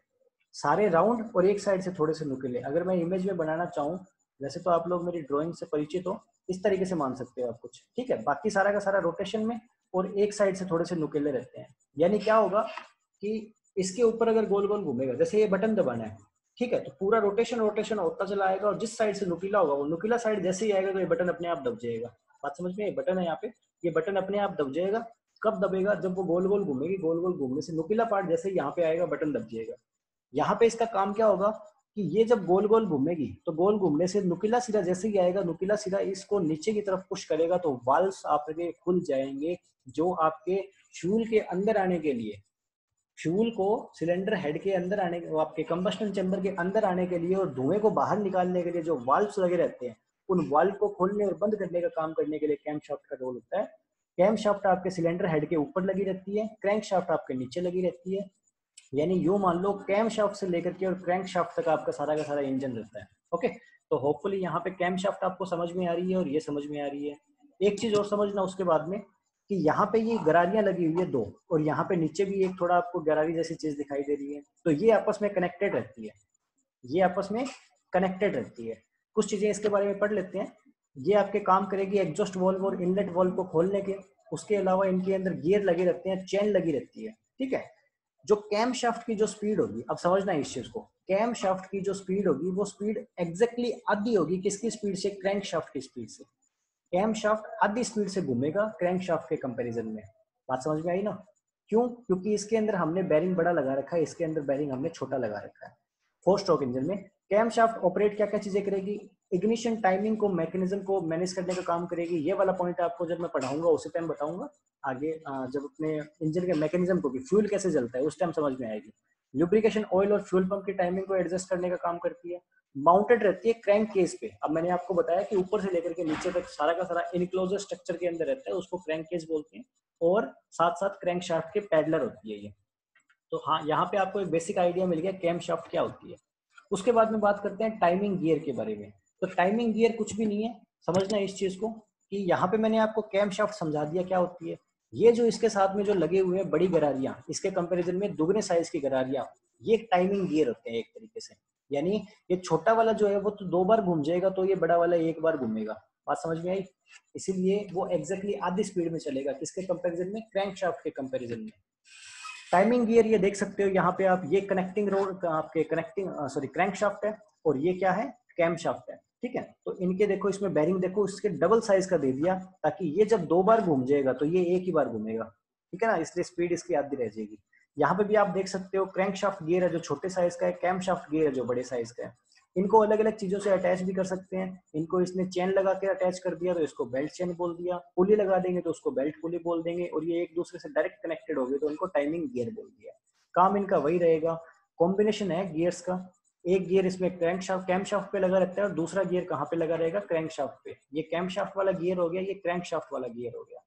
कैम शाफ्ट वाला जो गियर होगा वो साइज में बड़ा होगा, और क्रैंक शाफ्ट वाला गियर होगा वो साइज में छोटा होगा, ठीक है। कितना छोटा होगा? दुगना होगा। ये अगर 1x है तो ये क्या होगा? 2x होगा। इसीलिए इसको हाफ टाइम गियर बोलते हैं। जो टाइमिंग गियर होता है उसको कॉमनली हाफ टाइम गियर बोलते हैं, क्योंकि ये जब 2 बार घूम जाएगा तो ये इसका आधा यानी एक ही बार घूम पाएगा। ये 10 बार घूम लेगा तो ये 5 बार घूमेगा। क्यों घूमेगा? होपफुली आप समझ गए हो। टाइमिंग गियर कंट्रोल करते हैं किस चीज की टाइमिंग को, इग्निशन यानी दहन की टाइमिंग को कंट्रोल करते हैं। ये बात आपको अभी नहीं समझ में आएगी, आपको आगे जाके समझ में आएगी थोड़ी सी। Timing of opening and closing of valve, कि वाल्व को खोलना और बंद कब करना है, उसी उसके साथ साथ फ्यूल इंजेक्शन की टाइमिंग को कंट्रोल करती है। तो ये सारे के सारे टाइमिंग गियर के काम होंगे। लास्ट आपकी स्लाइड है आज की, inlet manifold and exhaust manifold. ये कुछ भी नहीं है, सिलेंडर के अंदर फ्यूल जो सप्लाई करने वाला पार्ट है उसको बोलते हैं इनलेट मैनिफोल्ड। ये सिलेंडर हेड के अंदर साइड में फिट रहता है। एग्जॉस्ट मैनिफोल्ड क्या हो गया, जहां से धुआं बाहर जाएगा उसको बोलते हैं एग्जॉस्ट मैनिफोल्ड।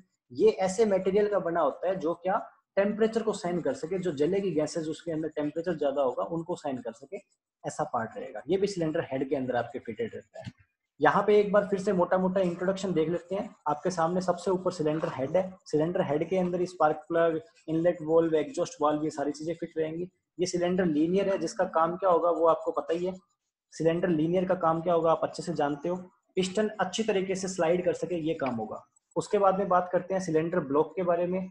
सिलेंडर ब्लॉक का काम क्या होगा आप अच्छे से जानते हो। साइड के अंदर सिलेंडर की जो दीवारें होंगी उनको बोलते हैं सिलेंडर वॉल। इसके अंदर वाटर जैकेट्स भी अवेलेबल रहती है। ये वॉल्स हैं जो कहाँ पे लगी रहती है, सिलेंडर हेड में लगी रहती है। ये जजिंग पिन है, ठीक है, या फिर इसको अपने क्या बोल रहे थे, पिस्टन पिन बोल रहे थे, ठीक है, जिसका काम क्या होगा, कनेक्टिंग रोड को, स्मॉल एंड को जोड़ के रखने का काम होगा। ओके, ये आपका पिस्टन है, कनेक्टिंग रोड है, इसको जोड़ के रखने का काम होगा। ये इसका लिटिल एंड हो गया, ये इसका बिग एंड हो गया। बिग एंड कहाँ पे जुड़ा रहेगा, क्रैंक शाफ्ट के जुड़ा रहेगा। क्रैंक शाफ्ट के ये वाला हिस्सा कौन सा है, ये वाला क्रैंक शाफ्ट का हिस्सा है जॉइंट जनरल, ठीक है, या फिर क्या, रोड जनरल। बात समझ में आई। ये वाला हिस्सा कौन सा है क्रैंक शाफ्ट का, मेन जनरल। ये क्या हो गया, क्रैंक शाफ्ट की टाइमिंग गियर हो गया, ठीक है। इसी के साथ साथ कैम शाफ्ट पे लगा रहेगा कैम शाफ्ट का टाइमिंग गियर। यहाँ पे भी आप देख सकते हो, ये साइज में छोटा है, ये साइज में बड़ा है।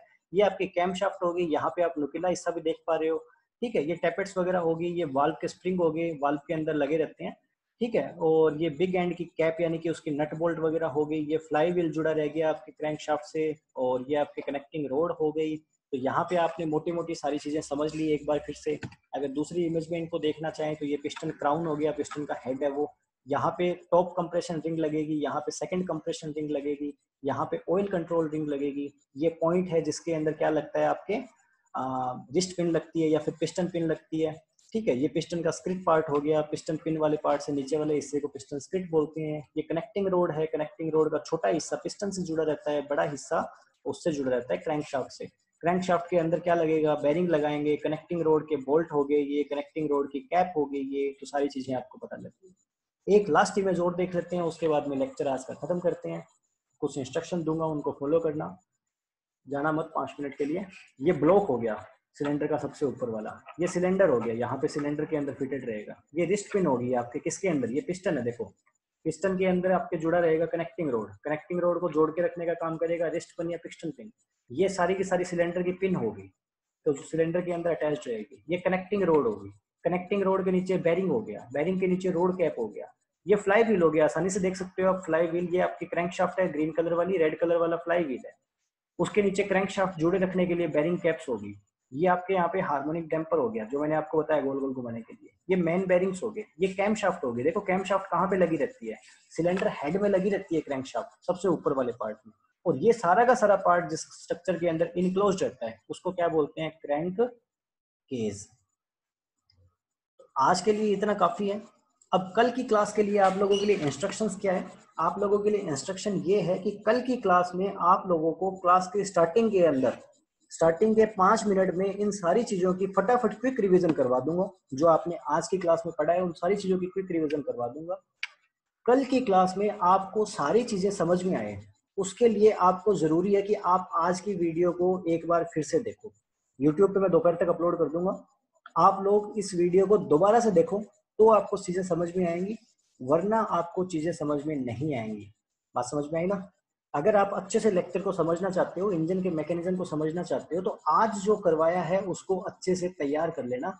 रट्टे नहीं लगाने किसी चीज के, ये नहीं रखना कि वो ये होता है वो ये होता है, बस सिंपल दिमाग में समझो ना यार। ध्यान तो रखना है कि हाँ ये रिस्ट पिन है, पिस्टन के अंदर जुड़ रही है पिन होगी, ये कनेक्टिंग रोड होगी, ऊपर वाला छोटा हिस्सा, नीचे वाला बड़ा हिस्सा, बड़ा हिस्सा क्रैंक शाफ्ट से जुड़ा रहेगा, ऐसे ऐसे गोल गोल घूमेगा। जो चीजें बताइए बस वो चीजें आप ध्यान में रखना।